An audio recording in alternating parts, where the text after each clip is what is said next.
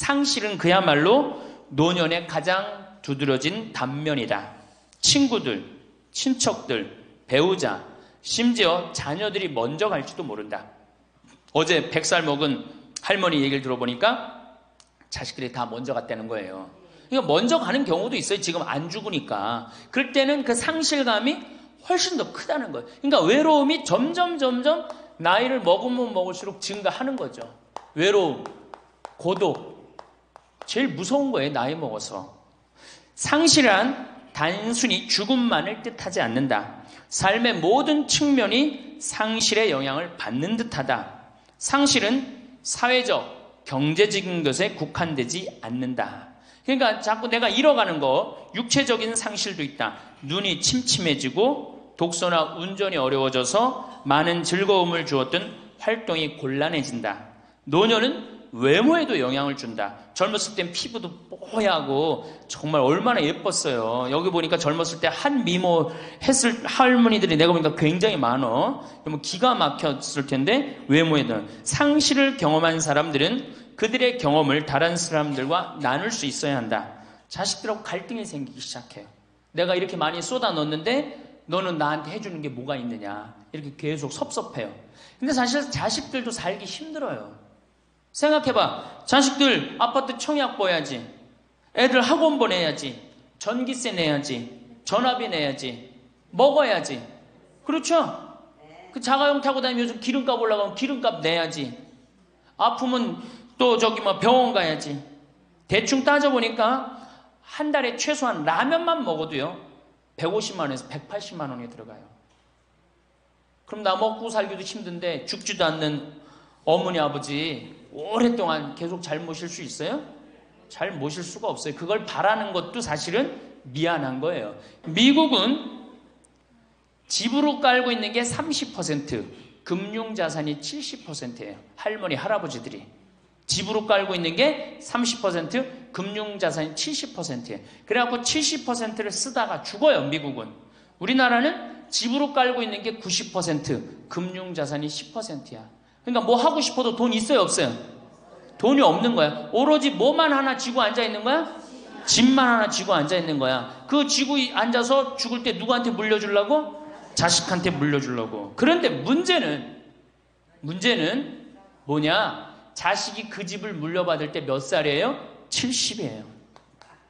내가 90에서 지금 대개 100살에 죽는단 말이야. 그럼 자식이 몇 살에 그 집 물려받아? 70에 물려받아.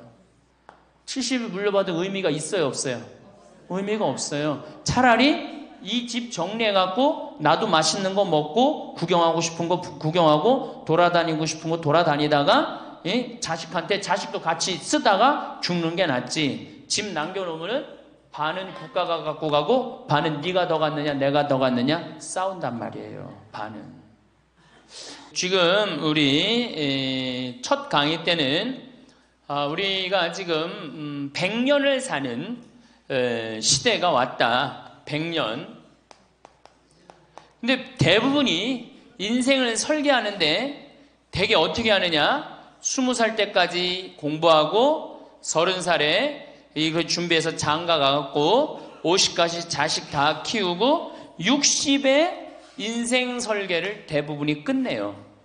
그러니까 우리나라는 이 40년 동안의 인생 설계가 자기가 돼 있는 분들이 거의 없어요. 40년 동안 내가 우리말에 이런 게 있지. 노세 젊어 노세 늙어지면 못 노나니. 그런 노래 있죠. 노세 젊어 노세 늙어지면 못 노나니. 이게 1950년대 나온 노래예요. 근데 1950년대 평균 연령이 46세였어요. 그러니까 늙을 때까지 살았어 못 살았어요? 60 동네에서 아까 말씀드렸듯이 하나둘이에요. 하나둘. 그러니까 노세 젊어 노세 늙어지면 못 노나니. 왜 못 놀아? 빨리 죽으니까. 근데 이 노래가 틀린 노래예요. 어떻게 불러야 되냐? 노세 늙어지면 안 죽나니. 안 죽어. 안 죽어. 그대로 가는 거예요. 그대로. 그러니까 노세 늙어지면 안 죽나니. 그러니까 이제 우리 할머니들은 자식들도 다 키웠고 노동도 끝났고 내가 말했듯이 할러데이 휴가 받은 거 인생의 휴가.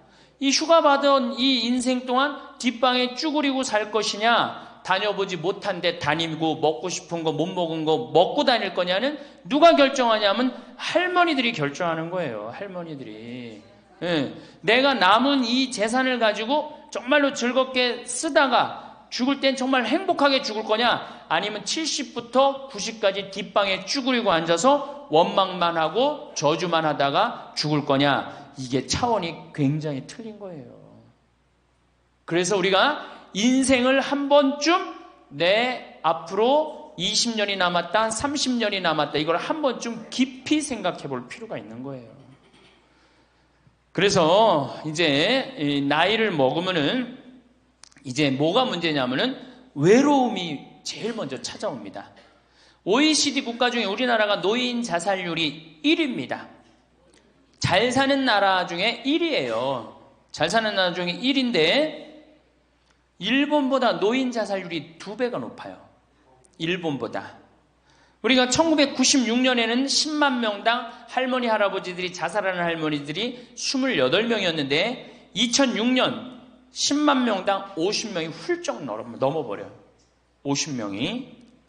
자식도 찾아오지 않고 특히 할머니나 할아버지 둘 중에 하나가 아파서 들어눕거나 세상을 떠나면 급격히 우울해지는 거예요.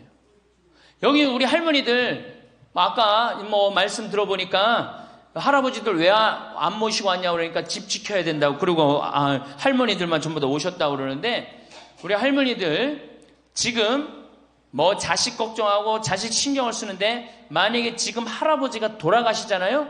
그럼 할머니들은 그날로 고아되는 거예요. 할아버지가 돌아가시는 날로 고아되는 거예요. 왜? 늙은 나랑 누가 밥 아침 점심 저녁 같이 먹어줄 건데, 누가 나랑 같이 텔레비 봐줄 건데, 아무도 없어요. 오로지 남편이 있으니까 어떻게 같이 텔레비전도 보고 밥도 먹고. 혼자 먹는 거랑 같이 먹는 거랑 굉장한 차이가 나요. 혼자 먹는 거랑 같이 먹는 거랑. 그러니까 내가 내 남편이 죽었다, 그날로 고아되는 거예요. 그날로. 내가 고해성사를 들어보면요, 내가 비산동에 있을 때 16,000명이었지 교우들이. 고해성사 무지하게 많이 들어봤어요. 할머니들이 오면 고해성사의 100%가 다 며느리욕이에요. 며느리욕. 며느리가 얼마나 못되게 한 거 다 얘기해요. 그럼 내가 뭐라고 그래? 할머니, 요새 젊은 것들이 버릇이 없어서 예의 없이 자라서 그러니까 할머니가 이해하라고. 할머니 며느리만 그런 게 아니라 다 그렇다. 예. 그럼 며느리들은 들어오면 나한테 뭐라고 고해성사할 것 같아? 시어머니 때문에 미치겠다고 그러는 거예요. 시어머니 때문에. 그럼 내가 그 며느리들한테 뭐라고 그럴 것 같아요? 늙으면 다 그러니까, 니네 집만 그런 게 아니다. 늙으면 다 그러니까 신경 쓰지 말아라. 제가 그래요. 어쩔 수 없는 거예요. 어쩔 수 없는 거예요. 그러니까 이제는 내가 나이가 70이 됐다. 그러면은 자식은 자식, 내 인생은 내 인생. 서로 분리해서 사는 거예요. 내가 늙어서 자식한테 기대서 자식한테 피해 안 주는 게 결국 누구 도와주는 거야? 자식 도와주는 거예요. 혹시 여기 할머니, 할아버지들 중에, 할머니들 중에 내가 그런 의식이 있다, 내가 늙어서 자식한테 호강을 받아야 되겠다, 이런 의식이 있으면 빨리 버리세요. 이제 나 혼자 내 인생 살아가야 된다. 그게 가장 중요한 생각이에요. 그래야지 나중에 자식도 부모한테 계속 사랑을 할 수가 있어요. 가기만 하면 원망하고, 이번 추석 때도 그런 사람들 많을 거야. 많이 싸웠을 거야. 응? 옆집 할망구는 아들이 와갖고 냉면도 사주고 갈비도 사줬다는데, 나는 큰아들이 사줄래나 둘째 아들이 사줄래나 막내딸이 사줄래나, 근데 나한테 사주는 놈 한 놈 없다. 그러면 자식들이 지겨운 거예요. 하루 이틀 그 소리 하는 것도 아니고. 나는요, 냉면 먹고 싶으면요, 내 돈 주고 내가 가서 사 먹어요. 냉면 먹고 싶은 거 누구만 알아? 내가 지금 냉면 먹고 싶은 거 누구만 알아? 나만 아는 거야. 나만 아니까 누가 나한테 사줘야 돼? 내가 나한테 사줘야 되는 거야. 내가 나한테. 누구한테 그걸 사주기를 원해? 70, 80이 돼서.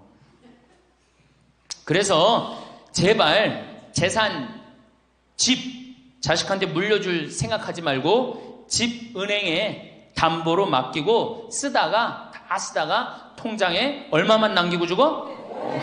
이제 교육의 효과가 나옵니다. 네. 예, 500만 원만 남기고 죽어요. 모자라는 거는 뭘로 충당하면 돼? 부조금으로 충당하는 거야. 그 죽을 땐 어떻게 죽어? 꼴까닥 죽으면 돼요. 자, 제가 87년도에 이 노원에 있는 그러니까 옛날에 이 상계동, 하계동 이렇던데요. 거기 맹인 재활원이 있었어요. 근데 내가 맹인 재활원에 이렇게 거기서 이제 근무를 했었을 때 거기에 부부가 있었는데 남편이 죽었어요.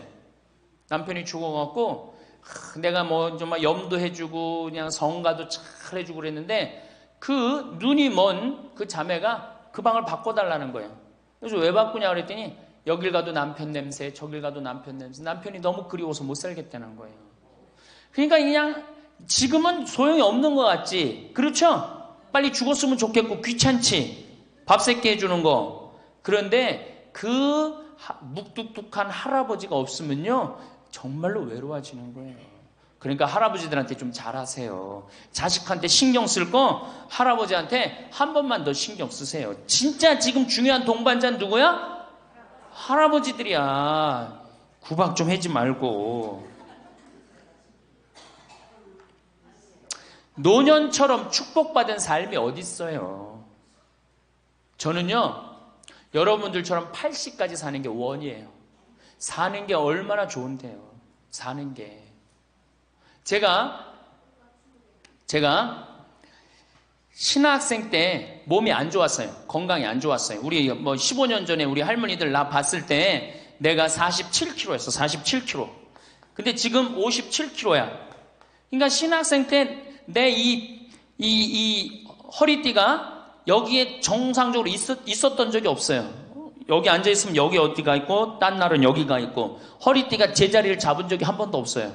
그러니까 내 동창 신부들이 이제 내일 모레 오는 호계동에 우리 최영남 신부하고 작년에 나하고 같이 살던 이용삼 신부가 신학생 때 그랬어요. 너 신부 돼갖고 40살까지 살면 이별 여행 가준다 그랬어요. 40살까지만 살아라 이거지. 그때까지 못 살 줄 알았거든요. 내일 모레 죽을 것 같이 보였거든요. 그래서 40살까지 살면은 큰 컨테이너 트럭 하나 거기다가 먹을 것 침대 다 해갖고 세계 구경시켜주겠다 그랬어요.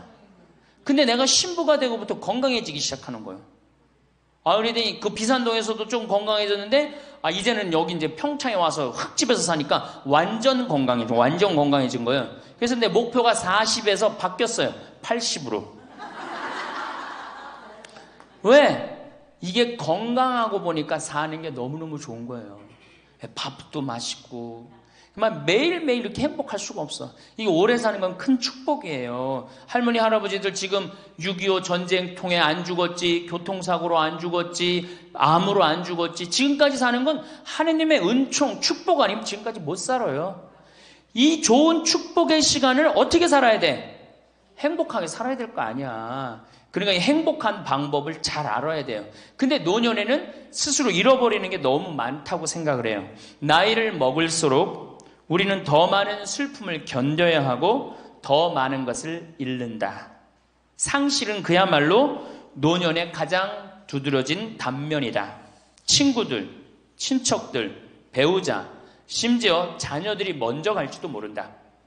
어제 100살 먹은 할머니 얘기를 들어보니까 자식들이 다 먼저 갔다는 거예요. 그러니까 먼저 가는 경우도 있어요. 지금 안 죽으니까. 그럴 때는 그 상실감이 훨씬 더 크다는 거예요. 그러니까 외로움이 점점 나이를 먹으면 먹을수록 증가하는 거죠. 외로움, 고독. 제일 무서운 거예요. 나이 먹어서. 상실은 단순히 죽음만을 뜻하지 않는다. 삶의 모든 측면이 상실의 영향을 받는 듯하다. 상실은 사회적, 경제적인 것에 국한되지 않는다. 그러니까 자꾸 내가 잃어가는 거, 육체적인 상실도 있다. 눈이 침침해지고 독서나 운전이 어려워져서 많은 즐거움을 주었던 활동이 곤란해진다. 노년은 외모에도 영향을 준다. 젊었을 땐 피부도 뽀얗고 정말 얼마나 예뻤어요. 여기 보니까 젊었을 때 한 미모 했을 할머니들이 내가 보니까 굉장히 많어. 기가 막혔을 텐데 외모에는 상실을 경험한 사람들은 그들의 경험을 다른 사람들과 나눌 수 있어야 한다. 다른 모든 형태의 활동과 마찬가지로 이것도 기도하는 마음으로 겸손하게 해야 한다. 그래서 이 외로움, 상실, 이때 가장 중요한 게 누구냐면 친구라는 거예요. 이 친구랑 함께 나누는 것처럼 중요한 게 없다는 거예요. 그런데 나이를 먹으면은 자식하고 같이 살다 보면 자식 이사 갈 때 이사 가요 안 가요? 따라가요 안 가요? 자식 이사 갈 때 따라가고 친구 한둘 죽기 시작하고 그러면서 자꾸 친구가 멀어지는 거예요. 이거 굉장히 안 좋은 거예요. 그래서 저도 우리 어머니 아버지 지금 수원 정자동에 사는데 아무데도 이사 가는 걸 제가 권하지 않아요. 거기서 30년 동안 살았는데 거기 친구들이 얼마나 많아요. 친구들하고 같이 살다가 친구들하고 어울려서 얘기도 하고 칼국수도 먹고 술도 한잔하고 그러시다가 그 동네에서 돌아가시라는 거예요. 미국 하버드 대학에서는 이런 프로그램이 나왔어요. 그래서 살던 데서 죽도록. 우리가 늙으면 양로원 가면 되지 뭐 이러는 생각 많이 하시죠? 그런데 미국에서는 양로원 가는 게 10%도 안 돼요. 다 자기 살던 집에서 죽어요. 그게 가장 노년에 좋다는 거예요. 그러니까 할머니들도 어디 이사 갈 생각하지 말고 어떻게 살던 데서 살다가 죽는 게 제일 좋은 거예요. 누구랑? 친구랑. 아니 손자가 같이 놀아줘, 아들이 같이 놀아줘. 손자는 학원 다니기 바쁘고 학교 다니기 바쁘고 근데 언제 같이 놀아줘? 그놈은 손자한테 용돈 줄 돈 있으면 그 돈 가지고 친구하고 냉면 사 먹는 게 훨씬 나은 거예요. 정신 똑바로 차려. 지금 막걸리 먹고 해롱해롱 할 때가 아니에요 지금.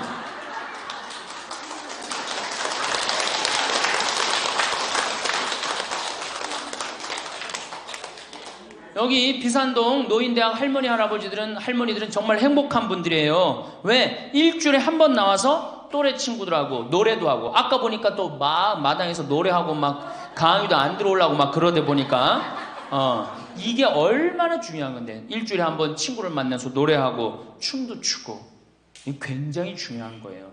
그래서 노인대학 중간에 관두지 마세요. 죽을 때까지 다녀. 죽을 때까지. 그거 가면 밥도 그냥 주잖아. 이야 얼마나 좋아. 아니 노인대학 다니까 지금 수학여행 온 거 아니야? 1박 2일? 수학여행도 오고 아유 한 신부님이 얼마나 훌륭해. 그냥 이쁘게 생기기도 했지만 얼마나 훌륭해. 할머니들 그냥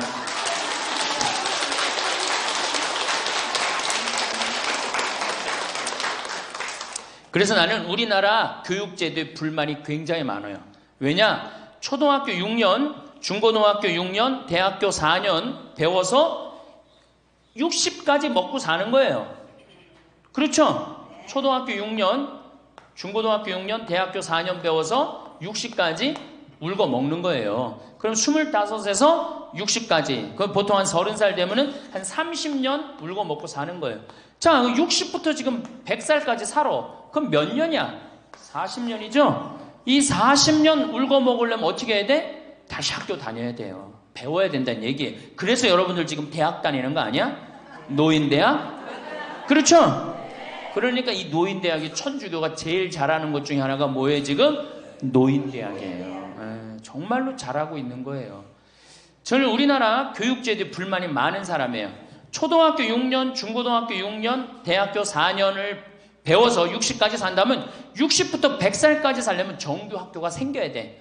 60부터 3년, 4년제 학교를 다녀야 돼. 그래서 지금 초등학교를 세우는 게 중요한 게 아니라 시니어, 노인 대학을 전부 다 동네마다 학교에 세워갖고 60살 되면은 아예 여기 의무 교육을 해야 돼. 4년 동안 배워갖고 나머지 100년, 40년 살 거를 재산 관리는 어떻게 하고 건강 관리는 어떻게 하고 친구 관리는 어떻게 하고 본인이 이제까지 살아온 그 재능을 어떻게 키워주는 거. 그래서 이 학교 안 나오면 살지 말어 100살까지.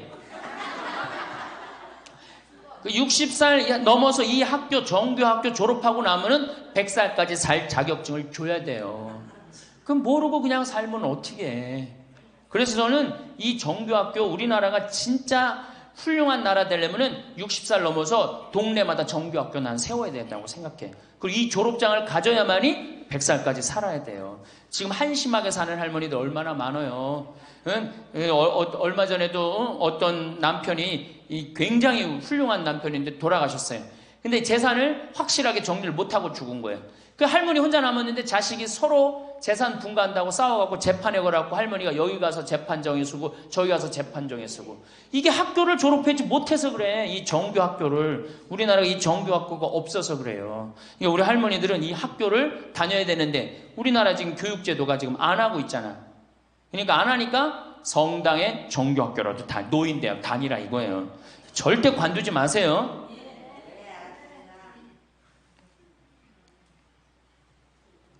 며칠 전에 능평성당에 70대 된 할머니 할아버지 네 부부가 여기 와서 2박 3일 동안 놀고 가셨어요. 네 부부가 바나 다 갖고 오고 쌀 반찬 다 갖고 왔어. 그럼 비싸지도 않지. 하루에 뭐 잠자는 거 하면 4만 원 5만 원이면 되니까 그 4일 동안 여기 와갖고 얼마나 근사하게 놀고 갔는지 몰라요. 그러니까 가능한 한 집에서 자주 벼야 돼. 집을 며느리하고 가능한 한 안 마주치는 게 좋은 거예요. 그래야지 며느리도 편안하지. 누구도 편안해? 나도 편안하고. 뒷방에서 쭈그리고 앉아있으면 알아주는 사람 아무도 없다 이거예요. 아무도 없어요. 그래서 뒷방에서 쭈그리고 앉아갖고 방 출입하지 않으면은요, 그렇게 뒷방에 깜깜하게 있으나 관 속에 깜깜하게 있으나 똑같은 거예요. 살아도 살아있는 게 아니란 말이에요. 그 살아있으려면 멋있게 살아있어야 될 거 아니야. 그러니까 놀러도 좀 가고. 이제 노년의 첫 번째, 외롭다. 말씀드렸어요. 외롭다. 예. 두 번째로는 노년의 이 자식들하고 문제예요. 자식들하고 갈등이 생기기 시작해요. 내가 이렇게 많이 쏟아 넣었는데 너는 나한테 해주는 게 뭐가 있느냐. 이렇게 계속 섭섭해요. 근데 사실 자식들도 살기 힘들어요. 생각해봐. 자식들 아파트 청약 보야지.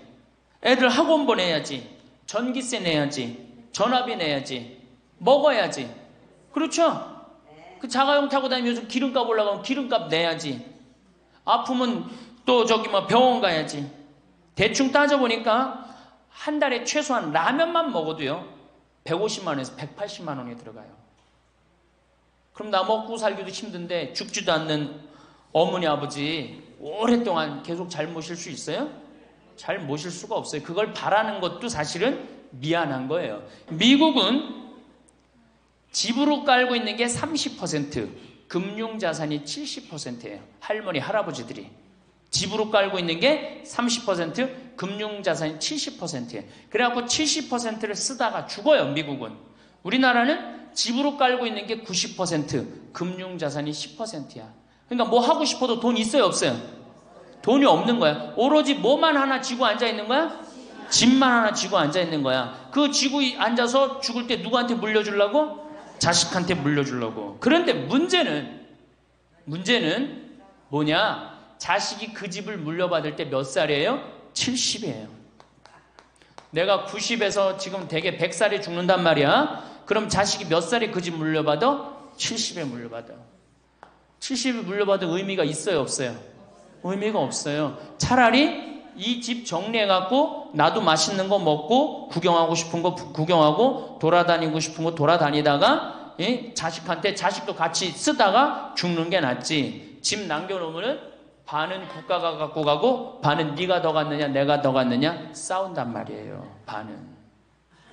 올 들어 일본에서 노인이 집에서 병간호하다가 배우자를 살해한 사건이 30건이 발생을 합니다. 그러니까 남편 주로 여자는 자기 남편이 쓰러져도 끝까지 그걸 보살피면서 살아요. 여자는. 근데 남자는요 보살피다가 지치면요 죽여버려요. 그냥 너무너무 힘들으니까. 그러니까 제일 좋은 건 뭐야? 제일 좋은 거는 남편이 먼저 죽고 그 다음날 여자가 따라 죽는 게 제일 좋은 거예요.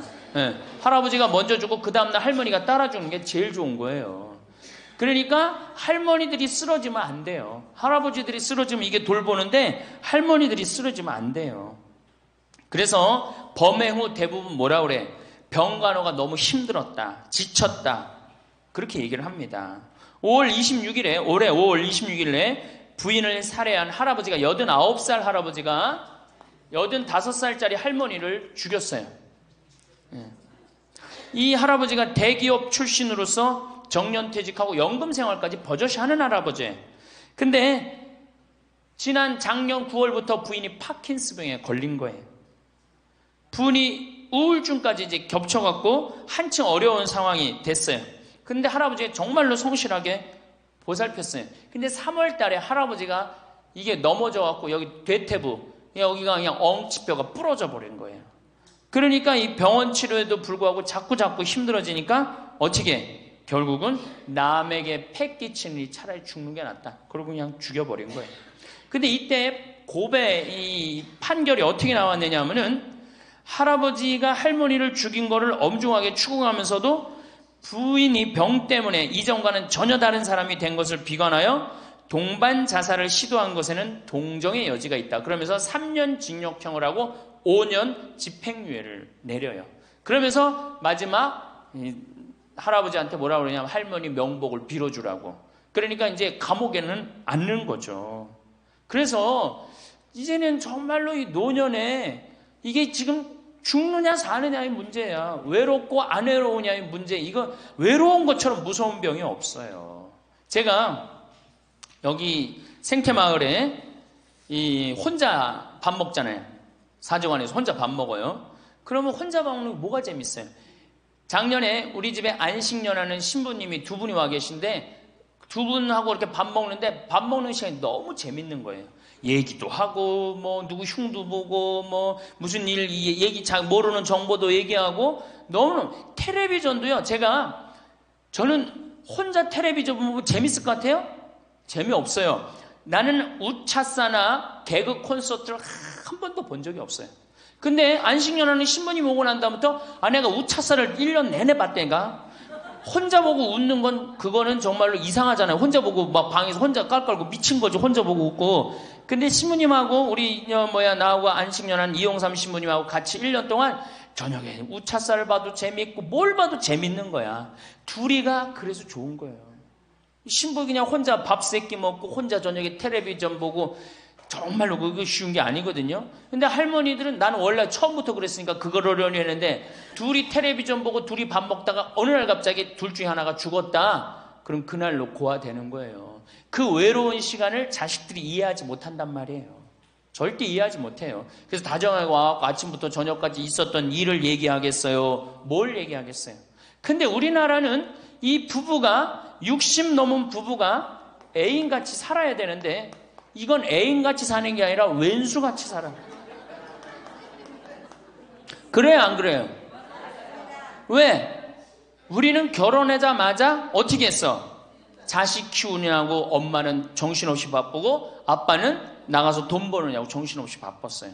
그래갖고 둘이서 데이트할 기회가 없었어. 연애할 시간이 없었어. 근데 어느 날 갑자기 그래서 우리나라는 안사람 바깥 사람 그랬잖아요. 근데 어느 날 갑자기 바깥 사람이 이게 안 죽으면서 당신이 이제 사회에서 필요 없으니까 어떻게 해라. 집으로 가라. 그래갖고 집에 들어가고 안방에 들어와서 안 사람이 되는 거예요. 평생 사랑한다는 말 한 번 안 하고 다정하게 뽀뽀 한 번 안 했는데 이게 둘이서 같이 사니 이게 집안이 평화로워요? 안 평화롭지? 그러니까 서양은 20대 만나갖고 안 맞으면 30대 바꾸고 30대 만나갖고 안 맞으면 40대 바꾸고 40대 만나갖고 안 맞으면 50대 바꾼 부부가 50대부터 100살까지 애인같이 산대요. 소중함을 알아서. 근데 우리는 20대부터 50대까지 한 번도 안 바꾸는 거야. 한 번도 안 바꾸고 어느 날 갑자기 바깥에서 전심 저녁 먹고 들어오던 사람을 이게 밥 새끼를 다 차려줘야 되니 이게 쉬워요? 쉽지 않지. 그러니까 왼수라고 그러는 거지. 왼수. 애인이 아니고. 방도 어떻게 써? 아니 늙어서 안 그래도 외로운데 방도 그 아파트에서 둘만 사니까 할머니는 안방에서 자고 할아버지는 뒷방에서 자고 잠도 따로 자고 이거 뭐 같이 사나 마나야. 그 지금 우리 할머니들 보약을 해줘도 누구한테 해주는 게 제일 좋아요? 할아버지한테 해줘야 돼요. 다정하게 해줘야 돼요. 그 있는 것 자체만 해도 얼마나 큰 위안인데요. 우리 어머니 아버지를 제가 작년에 성지순례를 모시고 왔어요. 근데 어머니 아버지한테 그랬어. 어머니 예수님 태어난 데는 봐야 될 거 아니냐. 아버지 이 교황님 사는 베드로 성전은 봐야 될 거 아니야. 그렇게 신앙생활을 했으면은. 근데 아버님이 77, 어머니가 75이었을 때 내가 모시고 갔어요. 그랬더니 어머니가 그러는 거야. 아유, 길에서 죽기 싫다는 거예요. 비행기 14시간 타기 싫다는 거예요. 우리 외삼촌이 미국에 가서 돌아가셨거든요. 여행 갔다가. 그래서 내가 그랬어요. 걱정하지 말라고. 그리고 자식들이 이미 돈을 다 모아놨기 때문에 어머니 아버지 이거 취소하면 안 된다고. 그래서 3달 전에 가서 말씀을 드리니 2달 전에 집에 가보니까 어머니 아버지가 손잡고 산에 올라갔다 내려갔다 하더라고. 길에서 안 죽으려고. 한 달 전에 가보니까 여행 옷 다 입고 뭐 운동화도 다 했어요. 제가 여행을 모시고 갔는데 비행기에선 잘 자고 중간에 뭐 2번에 밥 나오네 2번 다 먹고 또 잘 주무시고 성지에 딱 그 순례를 하는데 제일 먼저 일어나고 제일 앞장서서 걸어가고 제일 잘 먹는 거 잠도 잘 자고 누가 77이라고 그래요. 그래갖고 토요일날 밤 10시에 집에 들어왔어요. 한국에 들어와갖고 나하고 한 15분이 우리 어머니 아버지하고 성주순례를 갔는데 다음날 10시에 내가 전화를 했어요.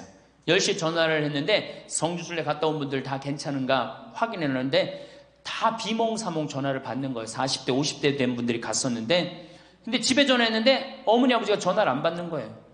걱정이 되고 계속 전화를 했는데 2시에 이제 통화가 됐어요. 아유 왜 전화 안 받느냐고. 아버지는 약수터에 물 들어가고요.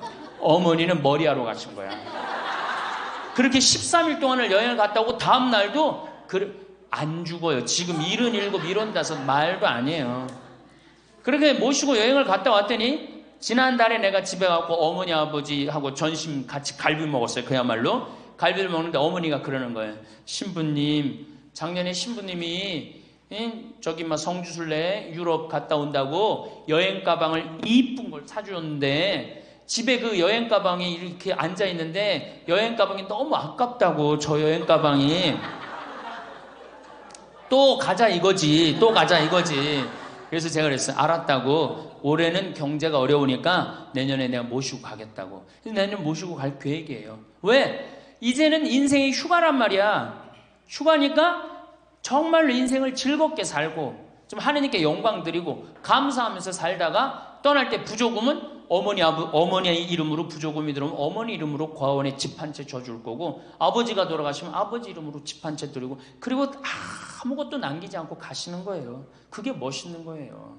그러니까 제발 욕심을 버리세요. 내 자식 내 새끼 이 욕심을 버려. 우리가 하늘나라를 지향하는 사람들은 아니야. 근데 뭐 이렇게 세상에 욕심이 많아. 하늘나라에 지향하는 사람들이. 그래서 우리 할머니들 제발 내가 자식한테 집 물려준다는 생각하지 말고 그거 아까 조사해보니까 4억에서 5억 정도 한다며요. 내일 집에 돌아가면 바로 은행에 가세요. 응? 그래갖고 바로 은행에 잡혀갖고 한 달에 2억이면 20년 쓸 수 있어요. 한 달에 200만 원. 그러니까 100만 원씩. 한 달에 100만 원이면 쓸만해 안 쓸만해요? 쓸만하죠? 예, 그건 뭐 내가 이제 다음 시간에 말씀을 드릴 거예요. 자, 외롭고 친구가 없고 그 다음에 자식하고 관계가 안 좋아져요. 그 다음에 나이를 먹으면 몸이 여기저기에 아파요. 잘생기고 이뻤던 얼굴에 검버섯이 피죠. 그렇죠? 곱고 이뻤던 얼굴이 쭈글쭈글해지고 그렇죠? 예, 당뇨병이 생겨서 기력도 빠지고 관절염이 생겨서 무릎도 아프고 골다공증이 생겨서 넘어지기만 해도 뼈가 부러지고 심장병도 생기고 또 치매까지 걸리면 자식인지 누군지 구분도 못하고 예? 여기가 하늘인지 땅인지 예? 그것도 구분 못하고 고혈압으로 쓰러져 갖고 다리 한쪽 질질 끌고 다니고 그런 거를 주위에서 자꾸 보면 자꾸 자신감이 있어요 없어요? 없죠? 그런데 이런 사람들은 극히 드물다는 거예요. 그리고 여기 있는 할머니들은 지금 안양에서부터 여기까지 관광버스 타고 2시간 반 동안 왔죠? 그러니까 여기 있는 할머니들은 적어도 100살까지 전혀 문제없이 살 할머니들이에요. 100살까지. 왜? 지금 근력이면 100살까지 관리만 잘하면 100살까지 산단 말이에요. 관리만. 그리고 살다가 죽을 때는 어떻게 죽을 수 있는 가능성이 많은 할머니들이야? 꼴까닥 죽을 수 있는 가능성이 많은 할머니들이에요. 자, 그러니까 할머니들이 이제 운동을 잘 하셔야 돼요. 그냥 늙었다고 난 늙었다 이걸로 끝나는 게 아니에요. 우리 할머니들, 며느리들한테 섭섭한 할머니들 많죠? 100명이면 99명이 며느리한테 섭섭해요. 100명이. 맞죠? 네. 아유, 솔직해네. 비산동 할머니들이. 왜 내가 100명이면 99명이 며느리한테 섭섭하냐면, 내가 고해성사를 들어보면요, 내가 비산동에 있을 때 16,000명이었지 교우들이. 고해성사 무지하게 많이 들어봤어요. 할머니들이 오면 고해성사의 100%가 다 며느리 욕이에요. 며느리 욕. 뭐 며느리가 얼마나 못되게 한 거 뭐 다 얘기해요. 그럼 내가 뭐라고 그래? 할머니, 요새 젊은 것들이 버릇이 없어서 예의 없이 자라서 그러니까 할머니가 이해하라고. 할머니 며느리만 그런 게 아니라 다 그렇다. 예. 그럼 며느리들은 들어오면 나한테 뭐라고 고해성사할 것 같아? 시어머니 때문에 미치겠다고 그러는 거예요. 시어머니 때문에. 그럼 내가 그 며느리들한테 뭐라고 그럴 것 같아요? 늙으면 다 그러니까, 니네 집만 그런 게 아니다. 늙으면 다 그러니까 신경 쓰지 말아라. 제가 그래요.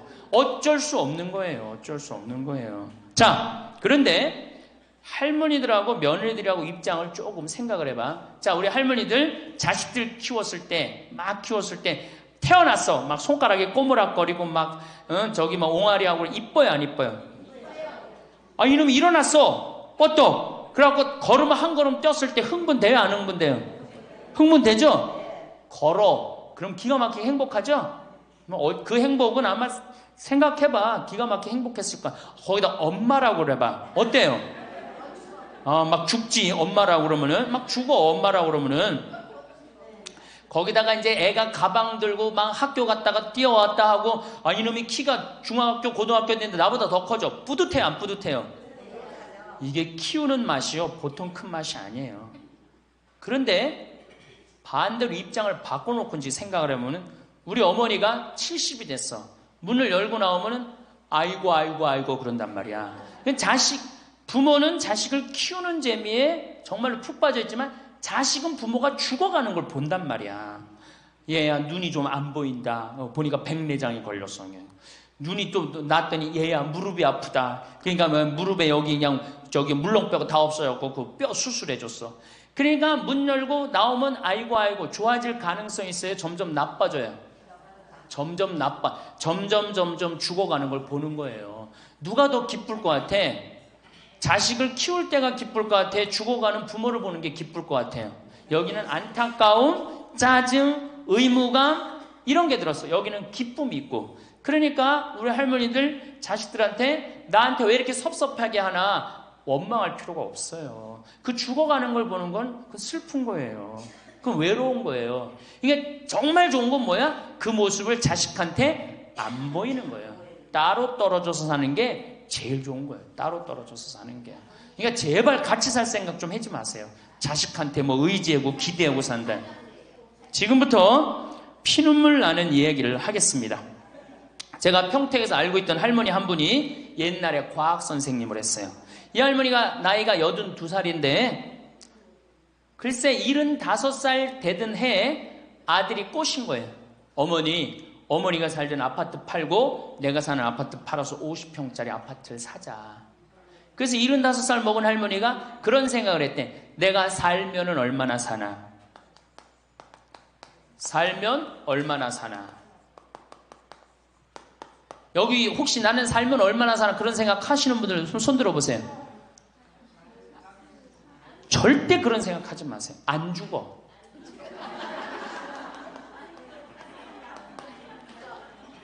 얼마 전에 102살 먹은 할머니한테 인터뷰를 했어요. 기자가. 할머니 제일 후회스러운 게 뭐예요? 그랬더니 70살에 그랬대. 내가 살면 얼마나 사나? 내일 모레면 죽겠지. 내일 모레면 죽겠지. 그런 생각을 했대요. 그래서 자식들이 어머니 어디 여행 갑시다. 그럼 내가 살면 얼마나 사는데 무슨 여행이냐. 니네들이나 갔다 와라. 난 여기 있을 테니까. 그러는데 80이 돼도 안 죽더래요.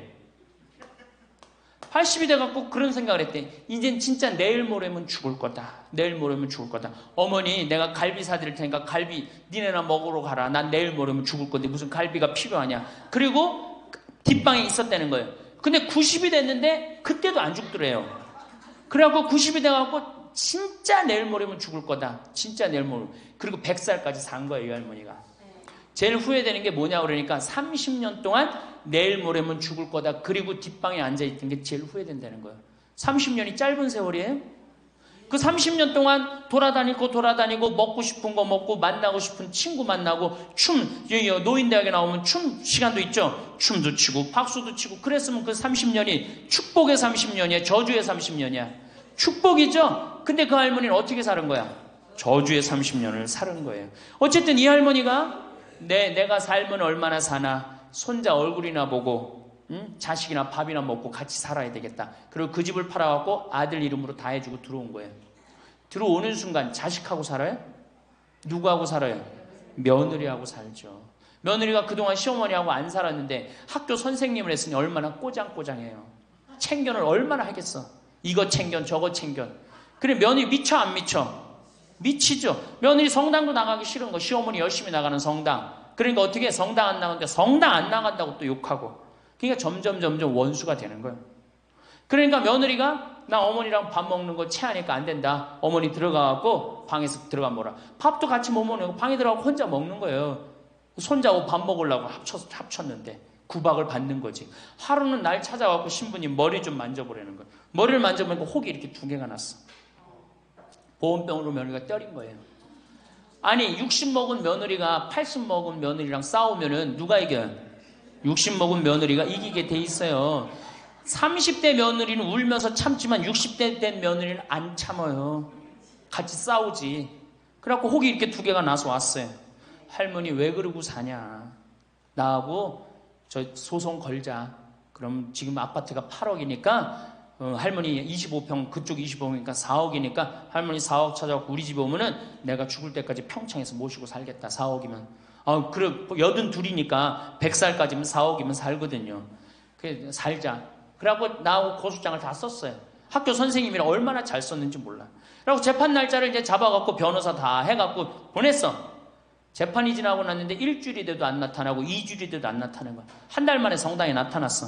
제가 할머니 어떻게 된 거냐 그랬더니 재판하는 날 아들이 무릎 꿇고 어머니 재판 취하해 좀 내가 잘 모시겠다고. 그래서 취하를 했다는 거예요.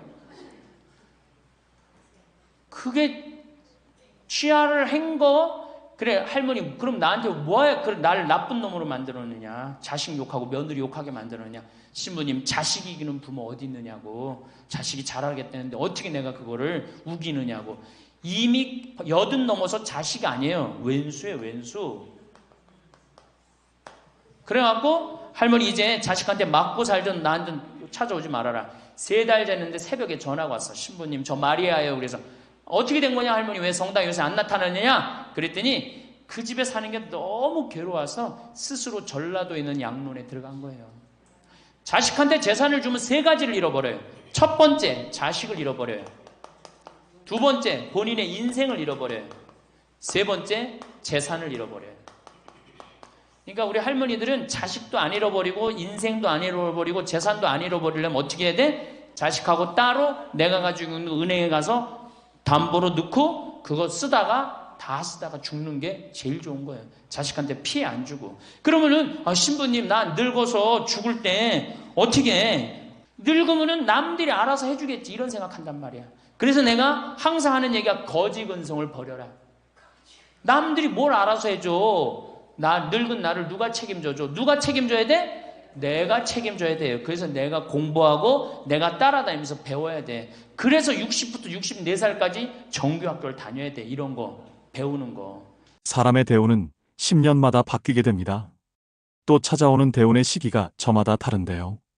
대운이 바뀌기 직전 12년 사이, 이 시점에는 하나같이 약속이나 한 것처럼 공통된 현상을 겪게 됩니다. 다음 대운의 징조 5가지 중 본인에게 해당되는 징조를 체크해 보시기 바랍니다. 첫째, 내 주변 환경들이 바뀝니다. 둘째, 인생 최대의 고통이 찾아옵니다. 셋째, 내 주변 인맥들이 바뀝니다. 넷째, 얼굴색이 환해집니다. 다섯째, 기존의 내 가치관이 바뀌기 시작합니다. 이처럼 대운은 예고 없이 찾아오지 않습니다. 몸과 마음, 환경의 변화를 통해 우리에게 사인을 주는데요. 물론 좋은 운이 왔는데도 그 운이 온 줄 모르고 놓치시는 분들이 의외로 많습니다. 그래서 오늘은 살면서 반드시 알아차려야 될 대운이 들어오는 징조 10가지에 대해 알려드리겠습니다. 오늘의 영상 끝까지 시청하셔서 대운을 놓치시는 일이 없길 바랍니다. 첫 번째는 내 주변 인맥들이 바뀌기 시작합니다. 지인이 됐든 아는 사람이 됐든 친구가 됐든 대운이 들어올 때는 만남이 싫어집니다. 즉, 득이 안 생기는 쓸데없는 시간이라고 생각이 들어서 필요 이상의 시간 낭비를 안 하려고 합니다. 큰 의미 없는 담소를 나눴던 사람들과의 만남이 점점 줄어들기 시작하면서 그런 사람들이 정리가 됩니다. 반면 오랜 인연이 끊어지고 새로운 인연들이 생겨납니다. 내 운의 흐름이 바뀌면 자연스레 만나게 되는 사람들이 바뀝니다. 예전에 스쳐 지나갔던 인연이 우연히 다시 되풀이 될 수도 있고 새롭고 낯선 사람을 만날 수도 있습니다. 두 번째는 주변 환경이 바뀝니다. 나를 둘러싼 환경이 자의반 타의반으로 변화할 수밖에 없는 상황이 만들어지게 됩니다. 내가 원했든 원하지 않았든 상관이 없습니다. 이직이나 취직으로 인한 직업적 변화, 또 이사를 하는 등 주거 변동이 생깁니다. 자동적으로 살림살이를 자꾸 만지게 되면 물론 내내 잘 살다가 갑자기 집 인테리어를 새로 하거나 배치를 바꾸게 됩니다. 이렇게 기회순환이 생겨나고 주변은 정리정돈이 되어서 일석이조의 좋은 효과를 볼 수 있습니다. 세 번째는 얼굴색이 바뀝니다. 안 좋은 일이 생기면 표시가 나듯이 좋은 일도 얼굴에 표시가 나기 마련인데요. 대운이 들어올 때는 얼굴색이 환하게 바뀌게 됩니다. 정작 나는 아무것도 하지 않았고 예쁘게 치장도 안 했음에도 불구하고 얼굴에 생기가 돕니다. 또 주변 지인들에게 인상이 폈다는 말을 자주 듣게 됩니다. 이는 고된 시련과 나쁜 인연이 사라져 근심 걱정이 없어졌기 때문에 평온한 마음이 그대로 얼굴로 드러나는 것입니다. 반대로 일이 안 풀리고 힘들게 되면 얼굴이 새카매집니다. 그럴 때는 아직 기운이 좋은 상태가 아니라고 생각하시면 됩니다. 네 번째는 새로운 것을 시도하게 됩니다. 늘 생각만 하고 그냥 그렇지 하고 지나치던 것들이 새롭게 보이기 시작합니다.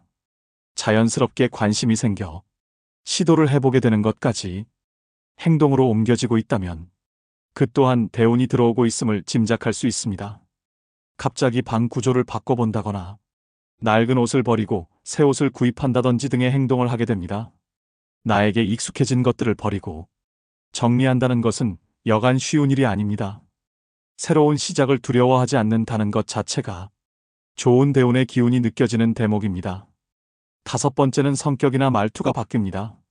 작은 일에도 화를 버럭 내고 예민하고 까칠했던 사람이라도 대운이 들어올 때쯤엔 성격이 굉장히 너그러워지고 온화하게 바뀝니다. 말투 자체에도 여유로움과 따뜻함이 넘치게 되는데요. 이유 없이 마음이 편해지기 때문입니다. 좋은 운이 들어오기 시작하면 근심 걱정이 사라지고 마음에 여유가 생겨 느긋해집니다. 여섯 번째는 인생 최대의 고통이 찾아옵니다. 부모님이나 가족의 사망, 이혼, 사기, 폐업 등 인생 전반의 기틀을 흔들 만한 고통스러운 일이 생깁니다. 희망이 없고 앞으로 어떻게 살지 하는 막막한 느낌, 포기하고 싶은 그런 상황이 옵니다. 앞이 안 보이고 상황이 최악일 때 운의 전환점이 시작되는데요. 가장 추운 겨울을 이겨내야 따뜻한 봄을 맞이할 수 있는 이치와 같습니다. 나쁜 일이 지나가면 반드시 좋은 일이 찾아오는 법이지요. 이 시기를 잘 버티고 견딘다면 분명 좋은 운이 들어오는 시기가 찾아옵니다. 인생의 밑바닥에 온 것 같은 시기에는 좌절 대신 고통 속에서 많이 배우고 깨달음을 얻으셔야 됩니다. 나쁜 일이 가면 반드시 좋은 일이 올 차례입니다. 의심하지 않아야 됩니다. 그래야지 나한테 기회가 왔을 때 그것을 놓치지 않고 잡아서 대운을 맞이할 수 있습니다. 희망을 갖고 버티셔야 됩니다. 일곱 번째는 기분 좋은 일들이 많이 생깁니다. 잔잔하지만 기분 좋은 사소한 일들이 생기게 됩니다. 예를 들어 생각지도 못했던 돈을 받을 일이 생기거나 시간적으로도 여유가 생겨 많이 누리지 못했던 여가 생활을 시작할 수도 있게 됩니다. 참 신기한 것은 사람이 마음먹은 만큼 세상을 보는 시각과 시야가 달라진다는 점입니다. 마음의 상태에 따라서 세상이 어둡게 보이기도 하고 밝게 보이기도 하지요. 밝게 보이면 보일수록 모든 일을 대할 때 더 긍정적인 마음과 자세로 대할 수 있고 그 결과는 보지 않아도 좋은 결과로 이어지게 됩니다. 대운이 들어오는 기분이 느껴진다면 그 기운을 즐기면서 더 밝고 긍정적이고 적극적인 자세로 삶을 대하시면 좋겠습니다. 그리고 누군가를 험담하거나 또는 자신의 잘됨을 과시하게 되면 질투와 시기 등의 안 좋은 운이 끼면서 대운의 흐름을 방해할 수도 있으니 몸과 마음가짐 역시 조심하셔야 됩니다. 여덟 번째는 매사에 감사하는 마음이 생깁니다. 그 전까지는 내 코가 석자인데 누굴 도와? 라는 생각에서 무슨 일이든 감사하는 마음이 저절로 생기고 함께하는 사람들과 나누게 되고 베푸는 마음이 저절로 생기게 됩니다. 나의 베품으로 인해 누군가가 행복해지는 모습을 보고 자신도 행복을 느끼게 된다면 이제 대운을 받아들일 자세가 되었습니다. 마음속에서 원망과 시기 질투 등이 사라지고 평온을 얻을 때 대운이 오는 징조로 알고 더욱 나를 낮추고 겸손해지셔야 됩니다. 아홉 번째는 갑자기 부지런해지기 시작합니다. 안 하던 계획을 잡게 되거나 안 하던 운동을 시작하게 되고 충분한 수면 시간 등을 가지는 등 갑자기 계획하게 됩니다. 부지런해질 수밖에 없는 행동들이 자연스럽게 생기는데요. 나 스스로가 내 행동에 있어서 부지런해진다. 이런 기분이 든다면 대운이 들어오려는 시점이 되겠습니다. 마지막 열 번째는 건강이 안 좋아집니다. 건강이 안 좋아지면서 잔병 치레를 하게 됩니다. 살다 보면 갑자기 몸이 아플 때가 있습니다. 그럴 때는 왜 나에게 이런 아픔이 오지?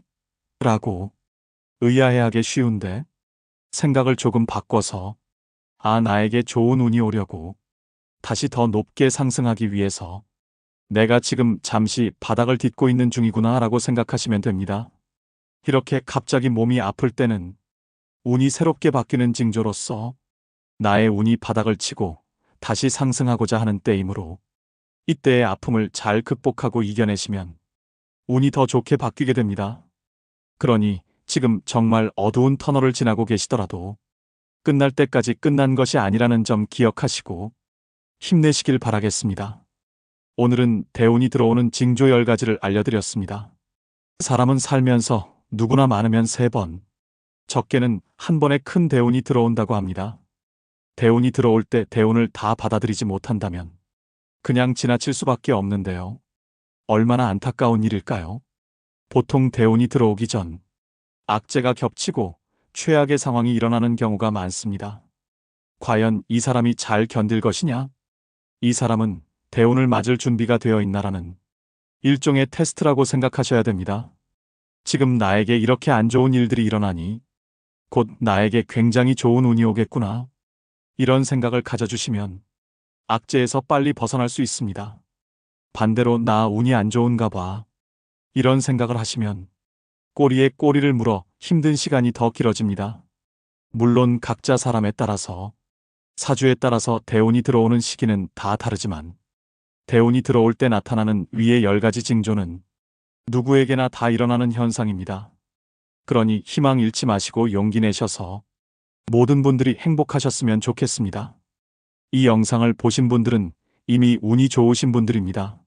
말씀드린 대운 징조 8가지를 숙지하셔서 본인 스스로를 한번 돌이켜 생각해 보셨으면 좋겠습니다. 또 한 가지 더 말씀드리고 싶은 점은 대운을 맞이하고 유지하는 방법입니다.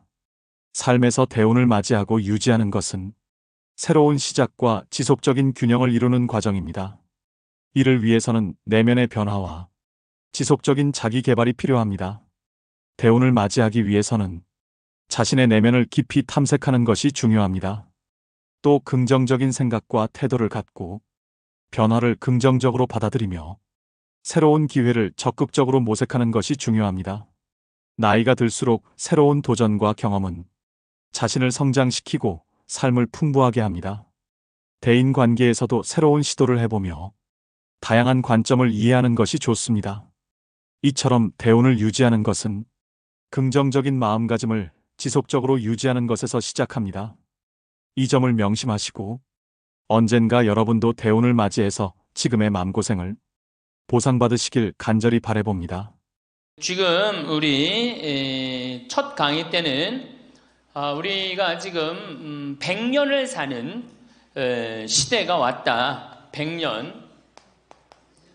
근데 대부분이 인생을 설계하는데 되게 어떻게 하느냐? 20살 때까지 공부하고 30살에 이거 준비해서 장가 가갖고 50까지 자식 다 키우고 60에 인생 설계를 대부분이 끝내요.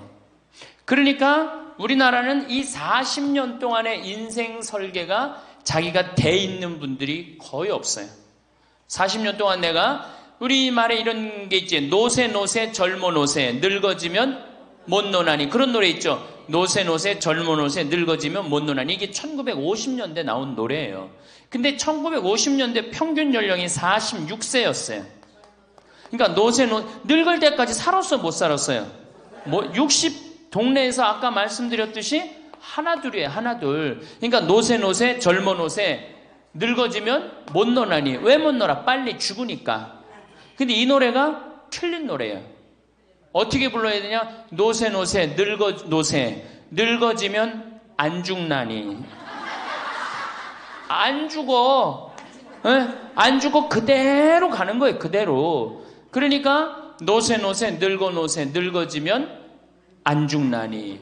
그러니까 이제 우리 할머니들은 자식들도 다 키웠고 노동도 끝났고 내가 말했듯이 할러데이 휴가 받은 거. 인생의 휴가. 이 휴가 받은 이 인생 동안 뒷방에 쭈그리고 살 것이냐, 다녀보지 못한 데 다니고 먹고 싶은 거 못 먹은 거 먹고 다닐 거냐는 누가 결정하냐면 할머니들이 결정하는 거예요. 할머니들이. 예. 내가 남은 이 재산을 가지고 정말로 즐겁게 쓰다가 죽을 땐 정말 행복하게 죽을 거냐, 아니면 70부터 90까지 뒷방에 쭈그리고 앉아서 원망만 하고 저주만 하다가 죽을 거냐. 이게 차원이 굉장히 틀린 거예요. 그래서 우리가 인생을 한 번쯤 내 앞으로 20년이 남았다, 30년이 남았다, 이걸 한 번쯤 깊이 생각해 볼 필요가 있는 거예요. 그래서 이제 나이를 먹으면은 이제 뭐가 문제냐면은 외로움이 제일 먼저 찾아옵니다. OECD 국가 중에 우리나라가 노인 자살률이 1위입니다. 잘 사는 나라 중에 1위예요. 잘 사는 나라 중에 1위인데 일본보다 노인 자살률이 2배가 높아요. 일본보다. 우리가 1996년에는 10만 명당 할머니 할아버지들이 자살하는 할머니들이 28명이었는데 2006년 10만 명당 50명이 훌쩍 넘어버려요. 50명이. 자식도 찾아오지 않고 특히 할머니나 할아버지 둘 중에 하나가 아파서 들어 눕거나 세상을 떠나면 급격히 우울해지는 거예요. 여기 우리 할머니들 아까 뭐 말씀 들어보니까 할아버지들 왜 안 모시고 왔냐고 그러니까 집 지켜야 된다고, 그리고 할머니들만 전부 다 오셨다고 그러는데 우리 할머니들 지금 뭐 자식 걱정하고 자식 신경을 쓰는데 만약에 지금 할아버지가 돌아가시잖아요? 그럼 할머니들은 그날로 고아되는 거예요. 할아버지가 돌아가시는 날로 고아되는 거예요. 왜?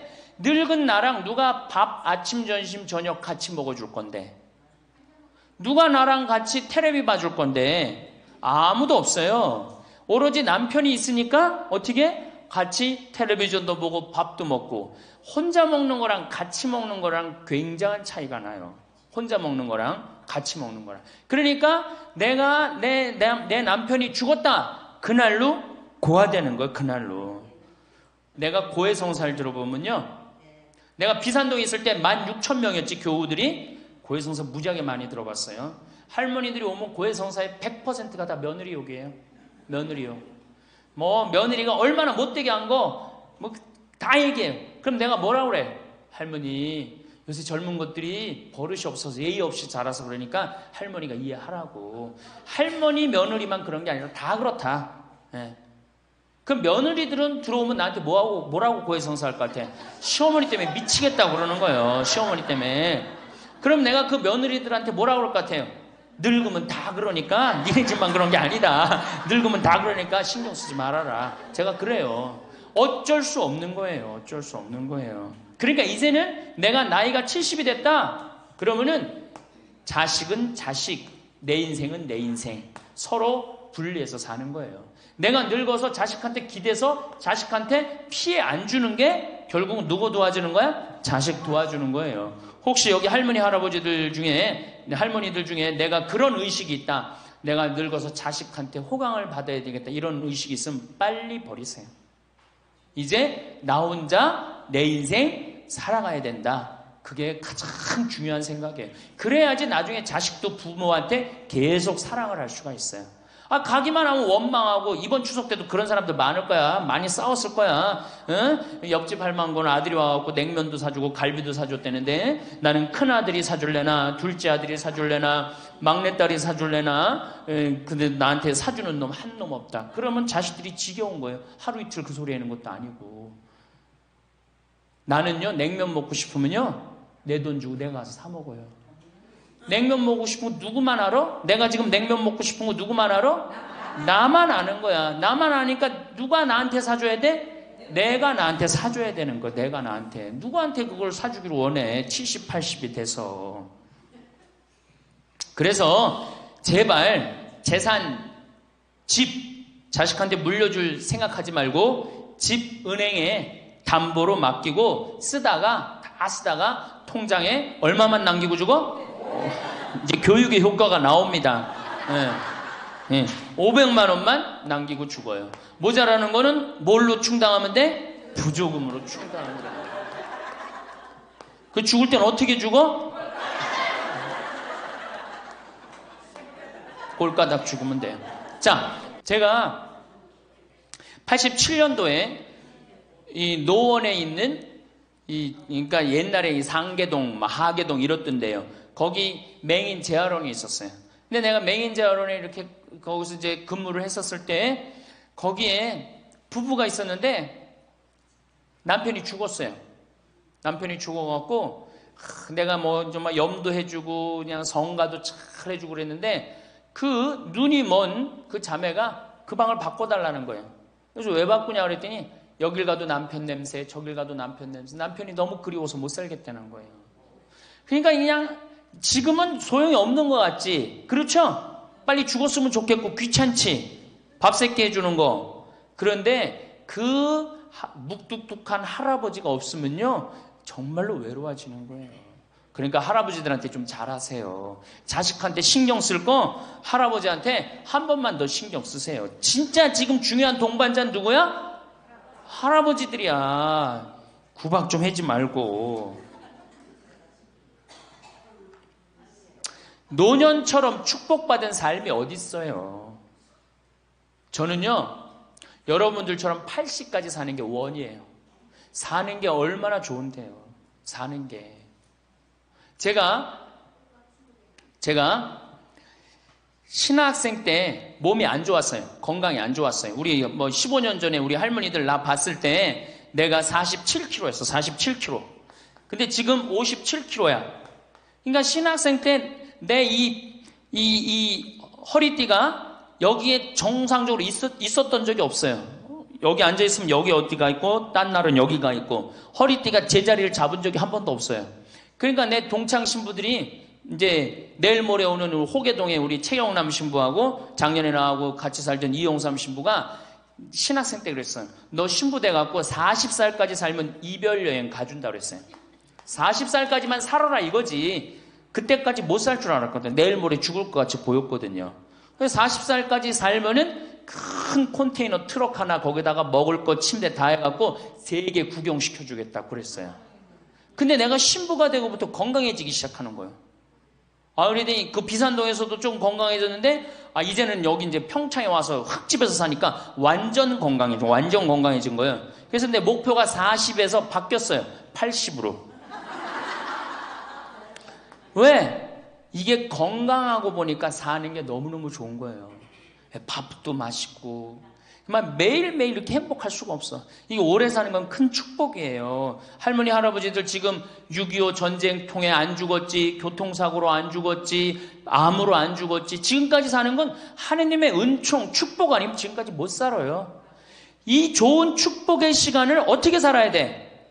행복하게 살아야 될 거 아니야. 그러니까 이 행복한 방법을 잘 알아야 돼요. 근데 노년에는 스스로 잃어버리는 게 너무 많다고 생각을 해요. 나이를 먹을수록 우리는 더 많은 슬픔을 견뎌야 하고 더 많은 것을 잃는다. 상실은 그야말로 노년의 가장 두드러진 단면이다.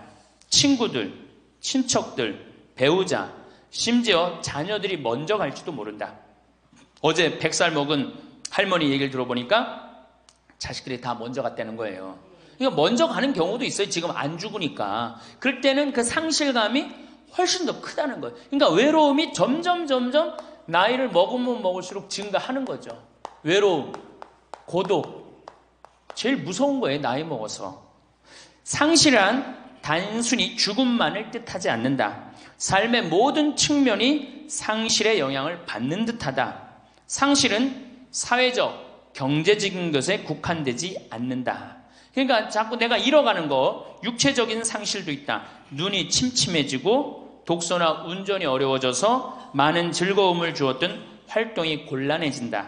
노년은 외모에도 영향을 준다. 젊었을 땐 피부도 뽀얗고 정말 얼마나 예뻤어요. 여기 보니까 젊었을 때 한 미모 했을 할머니들이 내가 보니까 굉장히 많어. 그러면 기가 막혔을 텐데 외모에는 상실을 경험한 사람들은 그들의 경험을 다른 사람들과 나눌 수 있어야 한다. 다른 모든 형태의 활동과 마찬가지로 이것도 기도하는 마음으로 겸손하게 해야 한다. 그래서 이 외로움, 상실, 이때 가장 중요한 게 누구냐면 친구라는 거예요. 이 친구랑 함께 나누는 것처럼 중요한 게 없다는 거예요. 그런데 나이를 먹으면은 자식하고 같이 살다 보면 자식 이사 갈 때 이사 가요 안 가요? 따라가요 안 가요? 자식 이사 갈 때 따라가고 친구 한둘 죽기 시작하고 그러면서 자꾸 친구가 멀어지는 거예요. 이거 굉장히 안 좋은 거예요. 그래서 저도 우리 어머니 아버지 지금 수원 정자동에 사는데 아무데도 이사 가는 걸 제가 권하지 않아요. 거기서 30년 동안 살았는데 거기 친구들이 얼마나 많아요. 친구들하고 같이 살다가 친구들하고 어울려서 얘기도 하고 칼국수도 먹고 술도 한잔하고 그러시다가 그 동네에서 돌아가시라는 거예요. 미국 하버드 대학에서는 이런 프로그램이 나왔어요. 그래서 살던 데서 죽도록. 우리가 늙으면 양로원 가면 되지 뭐 이러는 생각 많이 하시죠? 그런데 미국에서는 양로원 가는 게 10%도 안 돼요. 다 자기 살던 집에서 죽어요. 그게 가장 노년에 좋다는 거예요. 그러니까 할머니들도 어디 이사 갈 생각하지 말고 어떻게 살던 데서 살다가 죽는 게 제일 좋은 거예요. 누구랑? 친구랑. 아니 손자가 같이 놀아줘, 아들이 같이 놀아줘. 손자는 학원 다니기 바쁘고 학교 다니기 바쁘고 근데 언제 같이 놀아줘? 그놈은 손자한테 용돈 줄 돈 있으면 그 돈 가지고 친구하고 냉면 사 먹는 게 훨씬 나은 거예요. 정신 똑바로 차려. 지금 막걸리 먹고 해롱해롱 할 때가 아니에요 지금.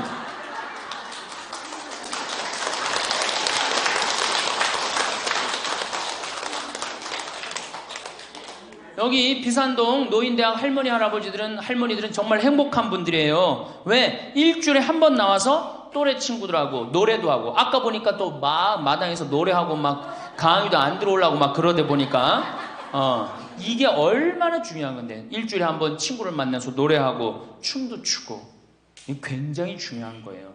그래서 노인대학 중간에 관두지 마세요. 죽을 때까지 다녀. 죽을 때까지. 그거 가면 밥도 그냥 주잖아.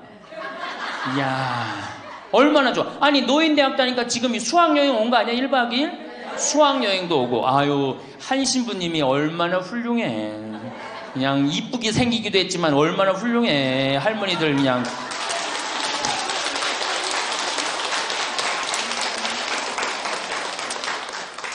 그래서 나는 우리나라 교육제도에 불만이 굉장히 많아요. 왜냐? 초등학교 6년, 중고등학교 6년, 대학교 4년 배워서 60까지 먹고 사는 거예요. 그렇죠? 초등학교 6년, 중고등학교 6년, 대학교 4년 배워서 60까지 울고 먹는 거예요. 그럼 25에서 60까지, 그럼 보통 한 30살 되면은 한 30년 울고 먹고 사는 거예요. 자, 60부터 지금 100살까지 살아. 그럼 몇 년이야? 40년이죠? 이 40년 울고 먹으려면 어떻게 해야 돼? 다시 학교 다녀야 돼요. 배워야 된다는 얘기예요. 그래서 여러분들 지금 대학 다니는 거 아니야? 노인대학? 그렇죠? 그러니까 이 노인대학이 천주교가 제일 잘하는 것 중에 하나가 뭐예요 지금? 노인대학이에요. 정말로 잘하고 있는 거예요. 저는 우리나라 교육제도에 불만이 많은 사람이에요. 초등학교 6년, 중고등학교 6년, 대학교 4년을 배워서 60까지 산다면 60부터 100살까지 살려면 정규학교가 생겨야 돼. 60부터 3년, 4년제 학교를 다녀야 돼. 그래서 지금 초등학교를 세우는 게 중요한 게 아니라 시니어, 노인 대학을 전부 다 동네마다 학교에 세워갖고 60살 되면은 아예 여기 의무 교육을 해야 돼. 4년 동안 배워갖고 나머지 100년, 40년 살 거를 재산 관리는 어떻게 하고, 건강 관리는 어떻게 하고, 친구 관리는 어떻게 하고, 본인이 이제까지 살아온 그 재능을 어떻게 키워주는 거. 그래서 이 학교 안 나오면 살지 말어, 100살까지. 60살 넘어서 이 학교, 정규학교 졸업하고 나면은 100살까지 살 자격증을 줘야 돼요. 그럼 모르고 그냥 살면 어떻게 해. 그래서 저는 이 정규학교, 우리나라가 진짜 훌륭한 나라 되려면은 60살 넘어서 동네마다 정규학교 난 세워야 된다고 생각해. 그리고 이 졸업장을 가져야만이 100살까지 살아야 돼요. 지금 한심하게 사는 할머니들 얼마나 많아요.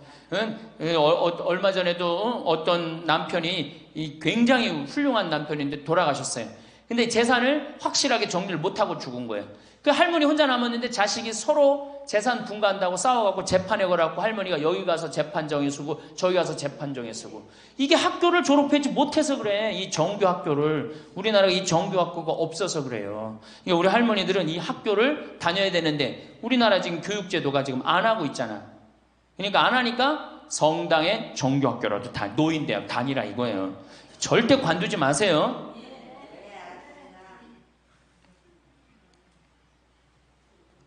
며칠 전에 능평성당에 70대 된 할머니 할아버지 네 부부가 여기 왔고 2박 3일 동안 놀고 가셨어요. 네 부부가 바나 다 갖고 오고 쌀 반찬 다 갖고 왔어. 그럼 비싸지도 않지. 하루에 뭐 잠자는 거 하면 4만 5만 원이면 되니까 그 4일 동안 여기 와갖고 얼마나 근사하게 놀고 갔는지 몰라요. 그러니까 가능한 한 집에서 자주 벼야 돼. 집을 며느리하고 가능한 한 안 마주치는 게 좋은 거예요. 그래야지 며느리도 편안하지. 누구도 편안해? 나도 편안하고. 뒷방에서 쭈그리고 앉아있으면 알아주는 사람 아무도 없다 이거예요. 아무도 없어요. 그래서 뒷방에서 쭈그리고 앉아갖고 방 출입하지 않으면은요, 그렇게 뒷방에 깜깜하게 있으나 관 속에 깜깜하게 있으나 똑같은 거예요. 살아도 살아있는 게 아니란 말이에요. 그 살아있으려면 멋있게 살아있어야 될 거 아니야.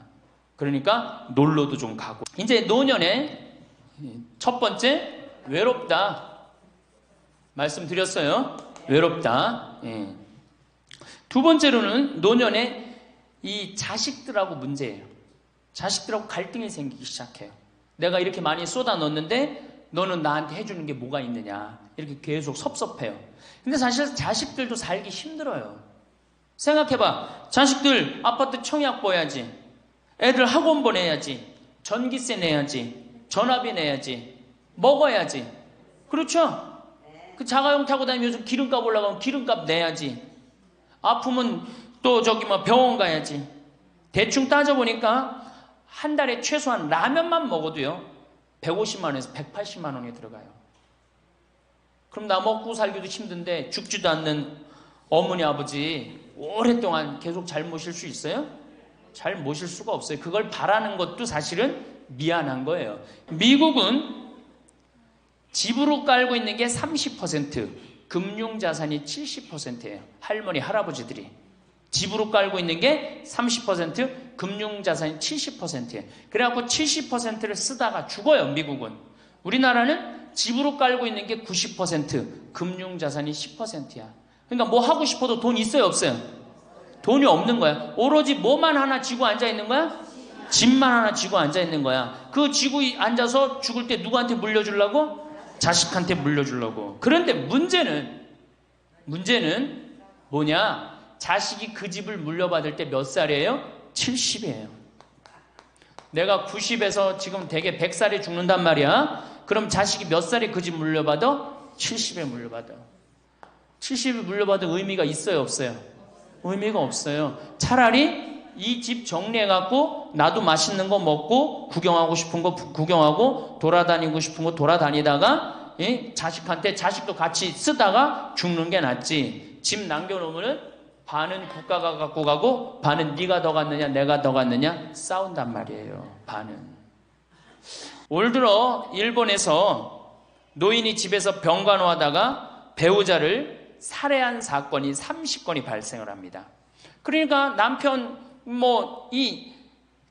주로 여자는 자기 남편이 쓰러져도 끝까지 그걸 보살피면서 살아요. 여자는. 근데 남자는요, 보살피다가 지치면요, 죽여버려요, 그냥.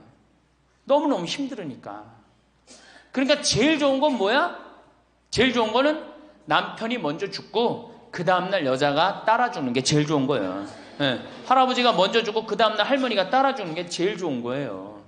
그러니까 할머니들이 쓰러지면 안 돼요. 할아버지들이 쓰러지면 이게 돌보는데, 할머니들이 쓰러지면 안 돼요.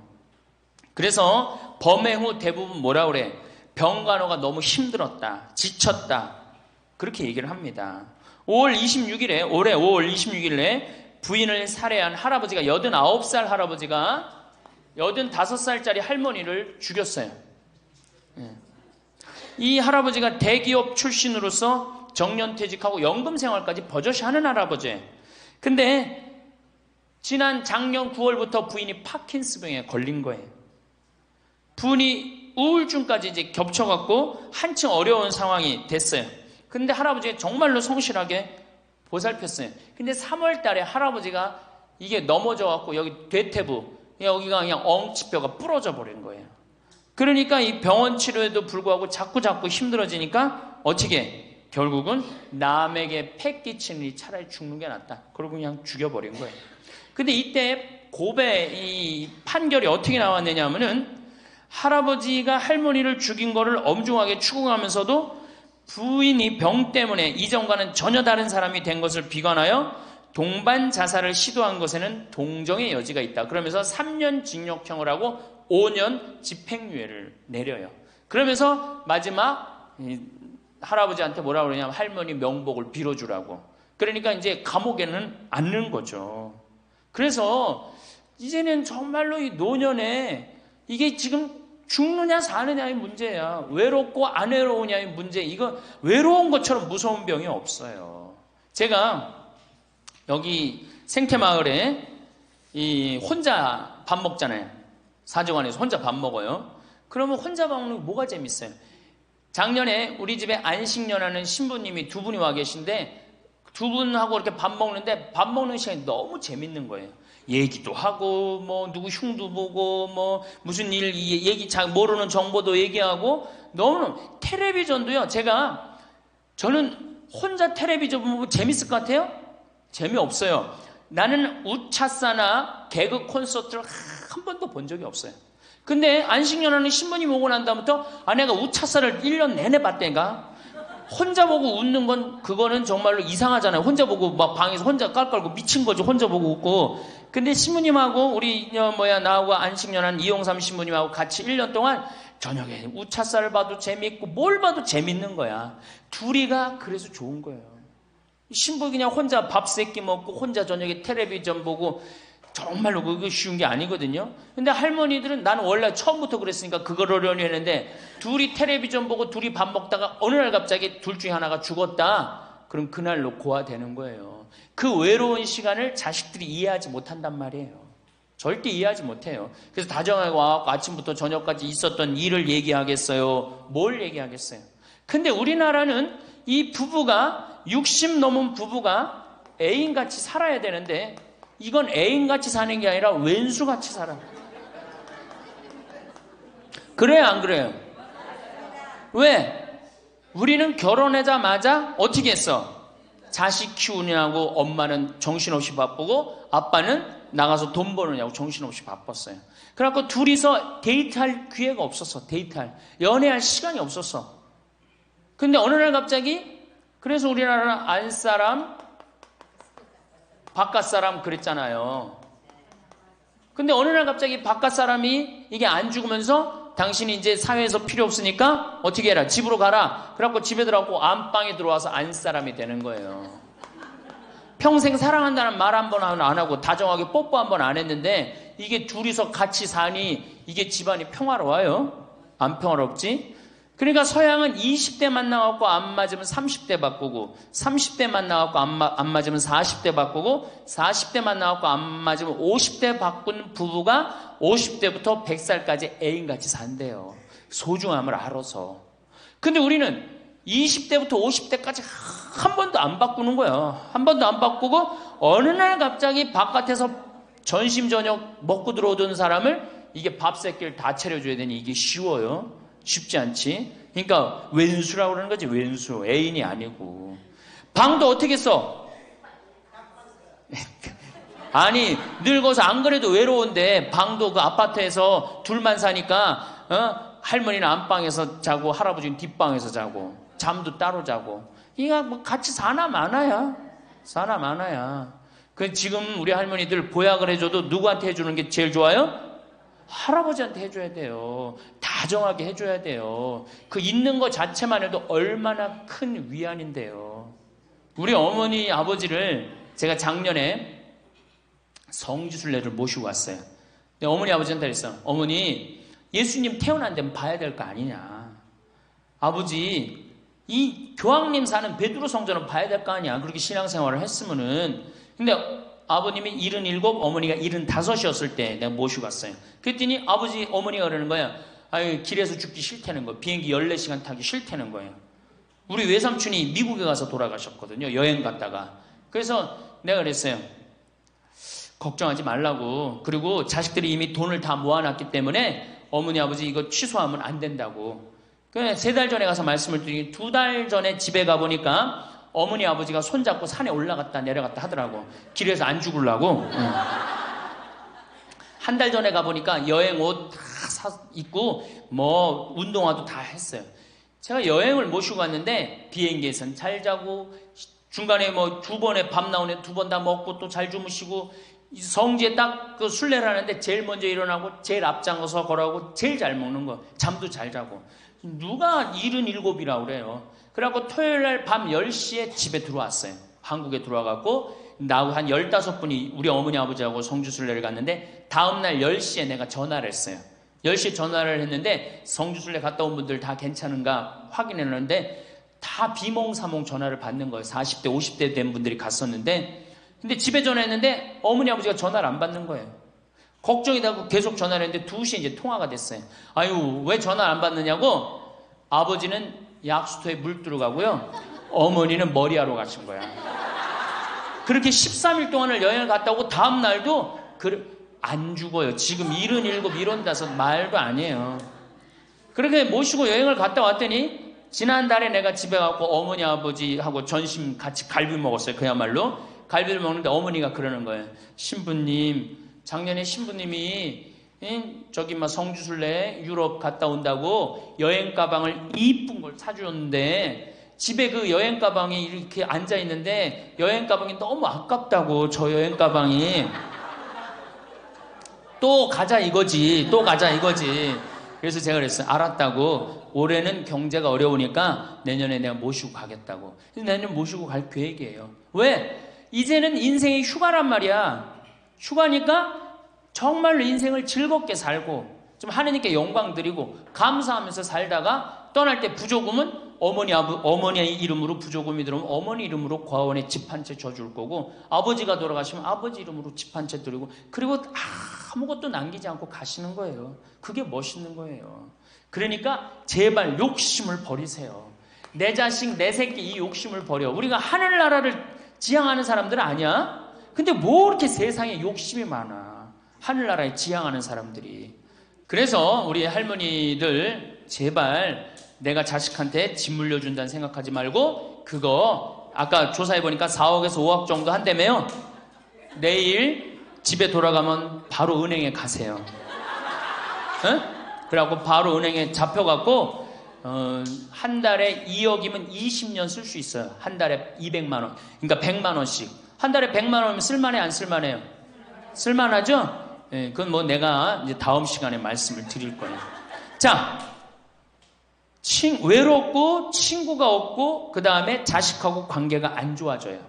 그 다음에 나이를 먹으면은 몸이 여기저기에 아파요. 잘생기고 이뻤던 얼굴에 검버섯이 피죠. 그렇죠? 곱고 이뻤던 얼굴이 쭈글쭈글해지고, 그렇죠? 예. 당뇨병이 생겨서 기력도 빠지고, 관절염이 생겨서 무릎도 아프고, 골다공증이 생겨서 넘어지기만 해도 뼈가 부러지고, 심장병도 생기고, 또 치매까지 걸리면 자식인지 누군지 구분도 못하고, 예? 여기가 하늘인지 땅인지, 예? 그것도 구분 못하고, 고혈압으로 쓰러져 갖고 다리 한쪽 질질 끌고 다니고, 이런 그런 거를 주위에서 자꾸 보면 자꾸 자신감이 있어요, 없어요? 없죠? 그런데 이런 사람들은 극히 드물다는 거예요.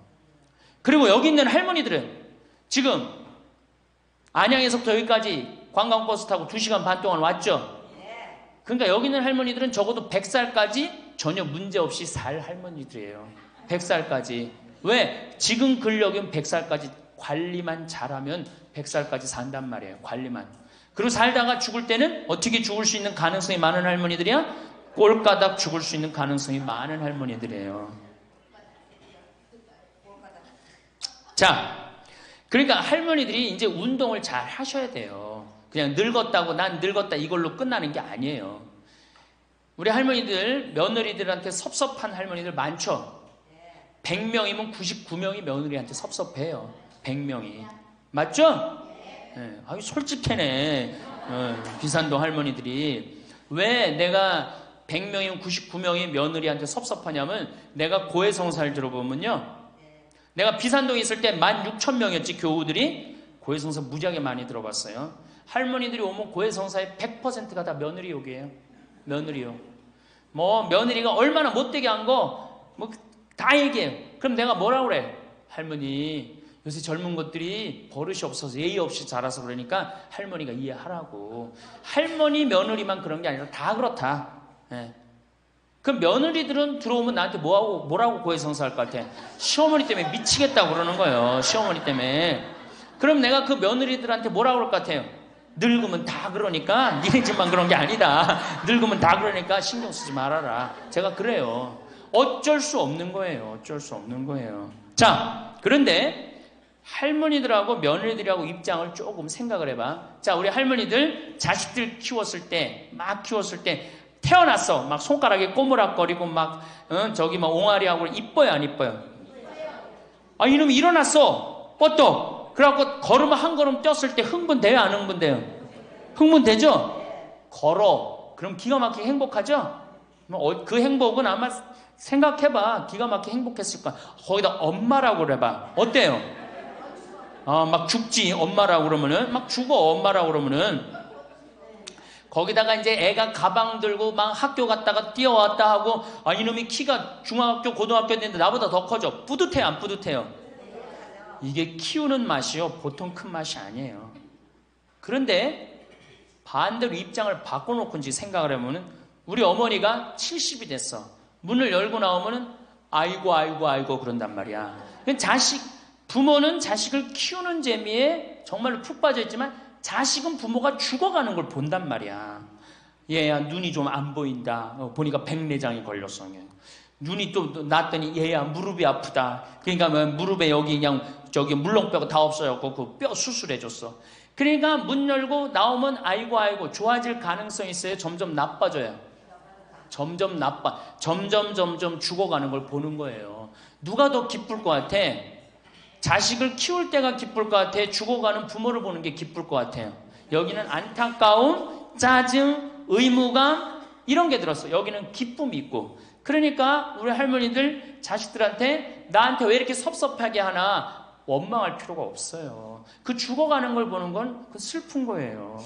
그 외로운 거예요. 이게 정말 좋은 건 뭐야? 그 모습을 자식한테 안 보이는 거예요. 따로 떨어져서 사는 게 제일 좋은 거예요. 따로 떨어져서 사는 게. 그러니까 제발 같이 살 생각 좀 하지 마세요. 자식한테 뭐 의지하고 기대하고 산다. 지금부터 피눈물 나는 이야기를 하겠습니다. 제가 평택에서 알고 있던 할머니 한 분이 옛날에 과학 선생님을 했어요. 이 할머니가 나이가 82살인데 글쎄 75살 되던 해에 아들이 꼬신 거예요.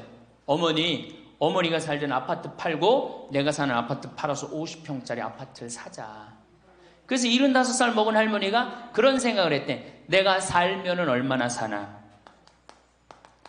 살면 얼마나 사나? 여기 혹시 나는 살면 얼마나 사나 그런 생각 하시는 분들 손 들어보세요. 절대 그런 생각 하지 마세요. 안 죽어.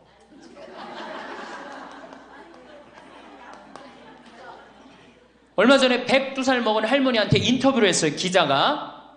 할머니 제일 후회스러운 게 뭐예요? 그랬더니 70살에 그랬대. 내가 살면 얼마나 사나? 내일 모레면 죽겠지. 내일 모레면 죽겠지. 그런 생각을 했대요. 그래서 자식들이 어머니 어디 여행 갑시다. 그럼 내가 살면 얼마나 사는데 무슨 여행이냐. 니네들이나 갔다 와라. 난 여기 있을 테니까. 그러는데 80이 돼도 안 죽더래요. 80이 돼갖고 그런 생각을 했대. 이젠 진짜 내일 모레면 죽을 거다. 내일 모레면 죽을 거다. 어머니 내가 갈비 사드릴 테니까 갈비 니네나 먹으러 가라. 난 내일 모레면 죽을 건데 무슨 갈비가 필요하냐. 그리고 뒷방에 있었다는 거예요. 근데 90이 됐는데 그때도 안 죽더래요. 그래갖고 90이 돼갖고 진짜 내일 모레면 죽을 거다. 진짜 내일 모레. 그리고 100살까지 산 거예요. 이 할머니가.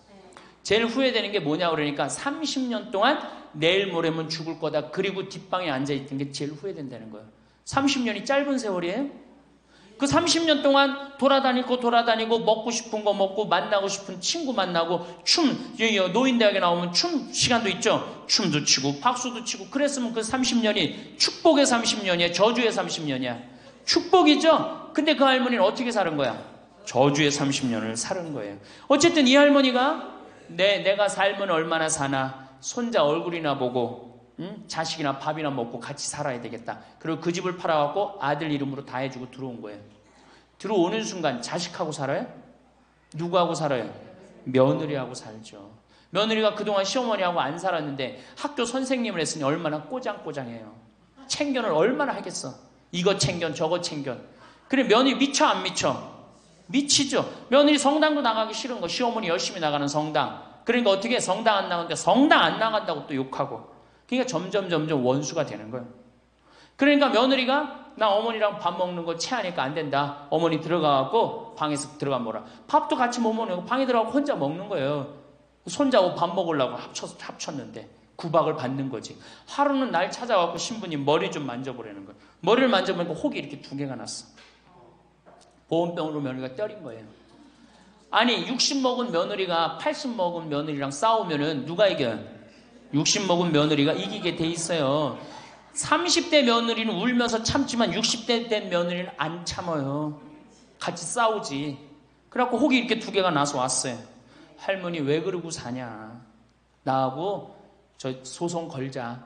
그럼 지금 아파트가 8억이니까 할머니 25평 그쪽 25평이니까 4억이니까 할머니 4억 찾아갖고 우리 집에 오면은 내가 죽을 때까지 평창에서 모시고 살겠다. 4억이면 그래 82이니까 100살까지면 4억이면 살거든요. 그래 살자. 그래갖고 나하고 고소장을 다 썼어요. 학교 선생님이랑 얼마나 잘 썼는지 몰라. 그래갖고 재판 날짜를 이제 잡아갖고 변호사 다 해갖고 보냈어. 재판이 지나고 났는데 1주일이 돼도 안 나타나고 2주일이 돼도 안 나타나는 거야. 한 달 만에 성당에 나타났어. 제가 할머니 어떻게 된 거냐 그랬더니 재판하는 날 아들이 무릎 꿇고 어머니 재판 취하해 좀 내가 잘 모시겠다고. 그래서 취하를 했다는 거예요. 그게 취하를 한 거. 그래 할머니 그럼 나한테 뭐야 그래 나를 나쁜 놈으로 만들었느냐. 자식 욕하고 며느리 욕하게 만들었느냐. 신부님 자식 이기는 부모 어디 있느냐고. 자식이 잘하겠다는데 어떻게 내가 그거를 우기느냐고. 이미 80 넘어서 자식이 아니에요. 왼수예요, 왼수. 그래갖고 할머니 이제 자식한테 맞고 살던 나한테 찾아오지 말아라. 3달 됐는데 새벽에 전화가 왔어. 신부님 저 마리아예요. 그래서 어떻게 된 거냐 할머니 왜 성당 요새 안 나타나느냐 그랬더니 그 집에 사는 게 너무 괴로워서 스스로 전라도에 있는 양론에 들어간 거예요. 자식한테 재산을 주면 3가지를 잃어버려요. 첫 번째 자식을 잃어버려요. 2번째 본인의 인생을 잃어버려요. 3번째 재산을 잃어버려요. 그러니까 우리 할머니들은 자식도 안 잃어버리고 인생도 안 잃어버리고 재산도 안 잃어버리려면 어떻게 해야 돼? 자식하고 따로 내가 가지고 있는 은행에 가서 담보로 넣고 그거 다 쓰다가 죽는 게 제일 좋은 거예요. 자식한테 피해 안 주고. 그러면은 신부님 나 늙어서 죽을 때 어떻게 늙으면은 남들이 알아서 해주겠지 이런 생각한단 말이야. 그래서 내가 항상 하는 얘기가 거지 근성을 버려라. 남들이 뭘 알아서 해줘. 늙은 나를 누가 책임져줘? 누가 책임져야 돼? 내가 책임져야 돼요. 그래서 내가 공부하고 내가 따라다니면서 배워야 돼. 그래서 60부터 64살까지 정규학교를 다녀야 돼. 이런 거 배우는 거. 사람의 대운은 10년마다 바뀌게 됩니다. 또 찾아오는 대운의 시기가 저마다 다른데요. 대운이 바뀌기 직전 12년 사이, 이 시점에는 하나같이 약속이나 한 것처럼 공통된 현상을 겪게 됩니다.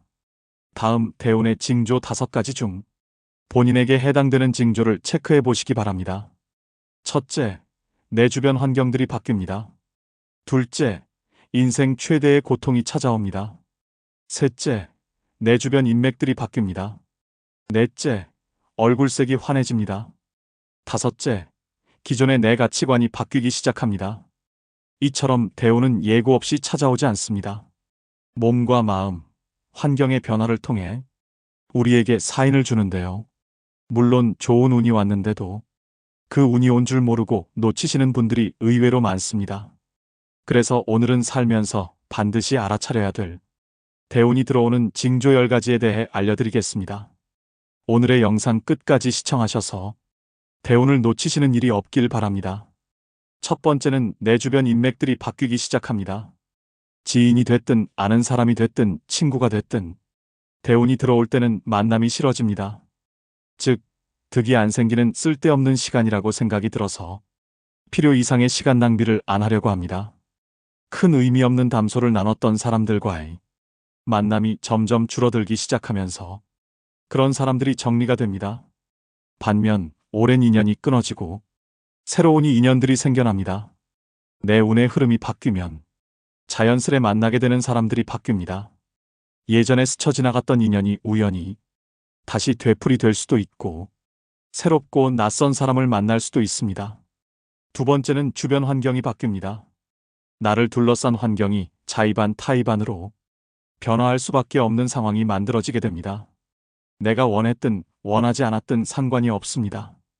이직이나 취직으로 인한 직업적 변화, 또 이사를 하는 등 주거 변동이 생깁니다.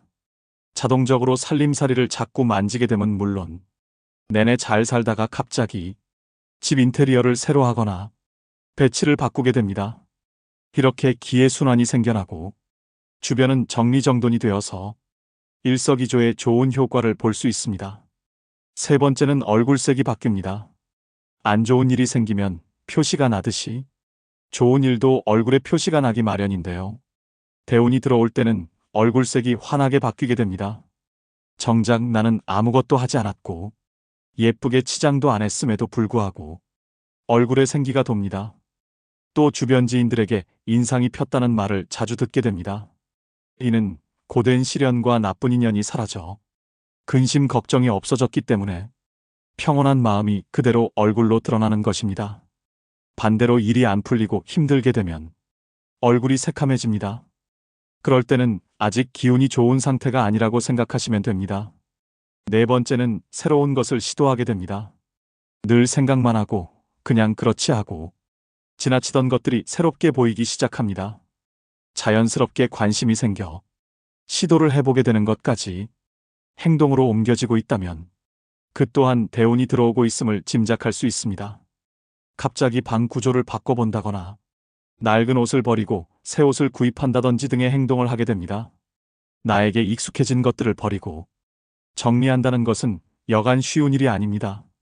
새로운 시작을 두려워하지 않는다는 것 자체가 좋은 대운의 기운이 느껴지는 대목입니다. 다섯 번째는 성격이나 말투가 바뀝니다. 작은 일에도 화를 버럭 내고 예민하고 까칠했던 사람이라도 대운이 들어올 때쯤엔 성격이 굉장히 너그러워지고 온화하게 바뀝니다. 말투 자체에도 여유로움과 따뜻함이 넘치게 되는데요. 이유 없이 마음이 편해지기 때문입니다. 좋은 운이 들어오기 시작하면 근심 걱정이 사라지고 마음에 여유가 생겨 느긋해집니다. 여섯 번째는 인생 최대의 고통이 찾아옵니다. 부모님이나 가족의 사망, 이혼, 사기, 폐업 등 인생 전반의 기틀을 흔들 만한 고통스러운 일이 생깁니다. 희망이 없고 앞으로 어떻게 살지 하는 막막한 느낌, 포기하고 싶은 그런 상황이 옵니다. 앞이 안 보이고 상황이 최악일 때 운의 전환점이 시작되는데요. 가장 추운 겨울을 이겨내야 따뜻한 봄을 맞이할 수 있는 이치와 같습니다. 나쁜 일이 지나가면 반드시 좋은 일이 찾아오는 법이지요. 이 시기를 잘 버티고 견딘다면 분명 좋은 운이 들어오는 시기가 찾아옵니다. 인생의 밑바닥에 온 것 같은 시기에는 좌절 대신 고통 속에서 많이 배우고 깨달음을 얻으셔야 됩니다. 나쁜 일이 가면 반드시 좋은 일이 올 차례입니다. 의심하지 않아야 됩니다. 그래야지 나한테 기회가 왔을 때 그것을 놓치지 않고 잡아서 대운을 맞이할 수 있습니다. 희망을 갖고 버티셔야 됩니다. 7번째는 기분 좋은 일들이 많이 생깁니다.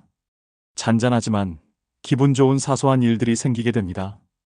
예를 들어 생각지도 못했던 돈을 받을 일이 생기거나 시간적으로도 여유가 생겨 많이 누리지 못했던 여가 생활을 시작할 수도 있게 됩니다. 참 신기한 것은 사람이 마음먹은 만큼 세상을 보는 시각과 시야가 달라진다는 점입니다. 마음의 상태에 따라서 세상이 어둡게 보이기도 하고 밝게 보이기도 하지요. 밝게 보이면 보일수록 모든 일을 대할 때 더 긍정적인 마음과 자세로 대할 수 있고 그 결과는 보지 않아도 좋은 결과로 이어지게 됩니다. 대운이 들어오는 기분이 느껴진다면 그 기운을 즐기면서 더 밝고 긍정적이고 적극적인 자세로 삶을 대하시면 좋겠습니다. 그리고 누군가를 험담하거나 또는 자신의 잘됨을 과시하게 되면 질투와 시기 등의 안 좋은 운이 끼면서 대운의 흐름을 방해할 수도 있으니 몸과 마음가짐 역시 조심하셔야 됩니다. 8번째는 매사에 감사하는 마음이 생깁니다. 그 전까지는 내 코가 석자인데 누굴 도와?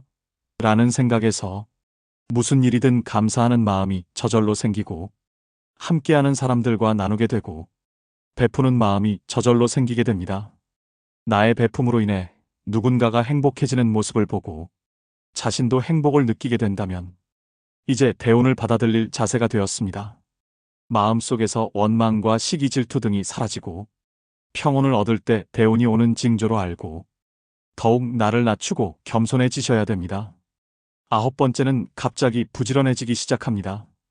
안 하던 계획을 잡게 되거나 안 하던 운동을 시작하게 되고 충분한 수면 시간 등을 가지는 등 갑자기 계획하게 됩니다. 부지런해질 수밖에 없는 행동들이 자연스럽게 생기는데요. 나 스스로가 내 행동에 있어서 부지런해진다. 이런 기분이 든다면 대운이 들어오려는 시점이 되겠습니다. 마지막 10번째는 건강이 안 좋아집니다. 건강이 안 좋아지면서 잔병 치레를 하게 됩니다. 살다 보면 갑자기 몸이 아플 때가 있습니다. 그럴 때는 왜 나에게 이런 아픔이 오지?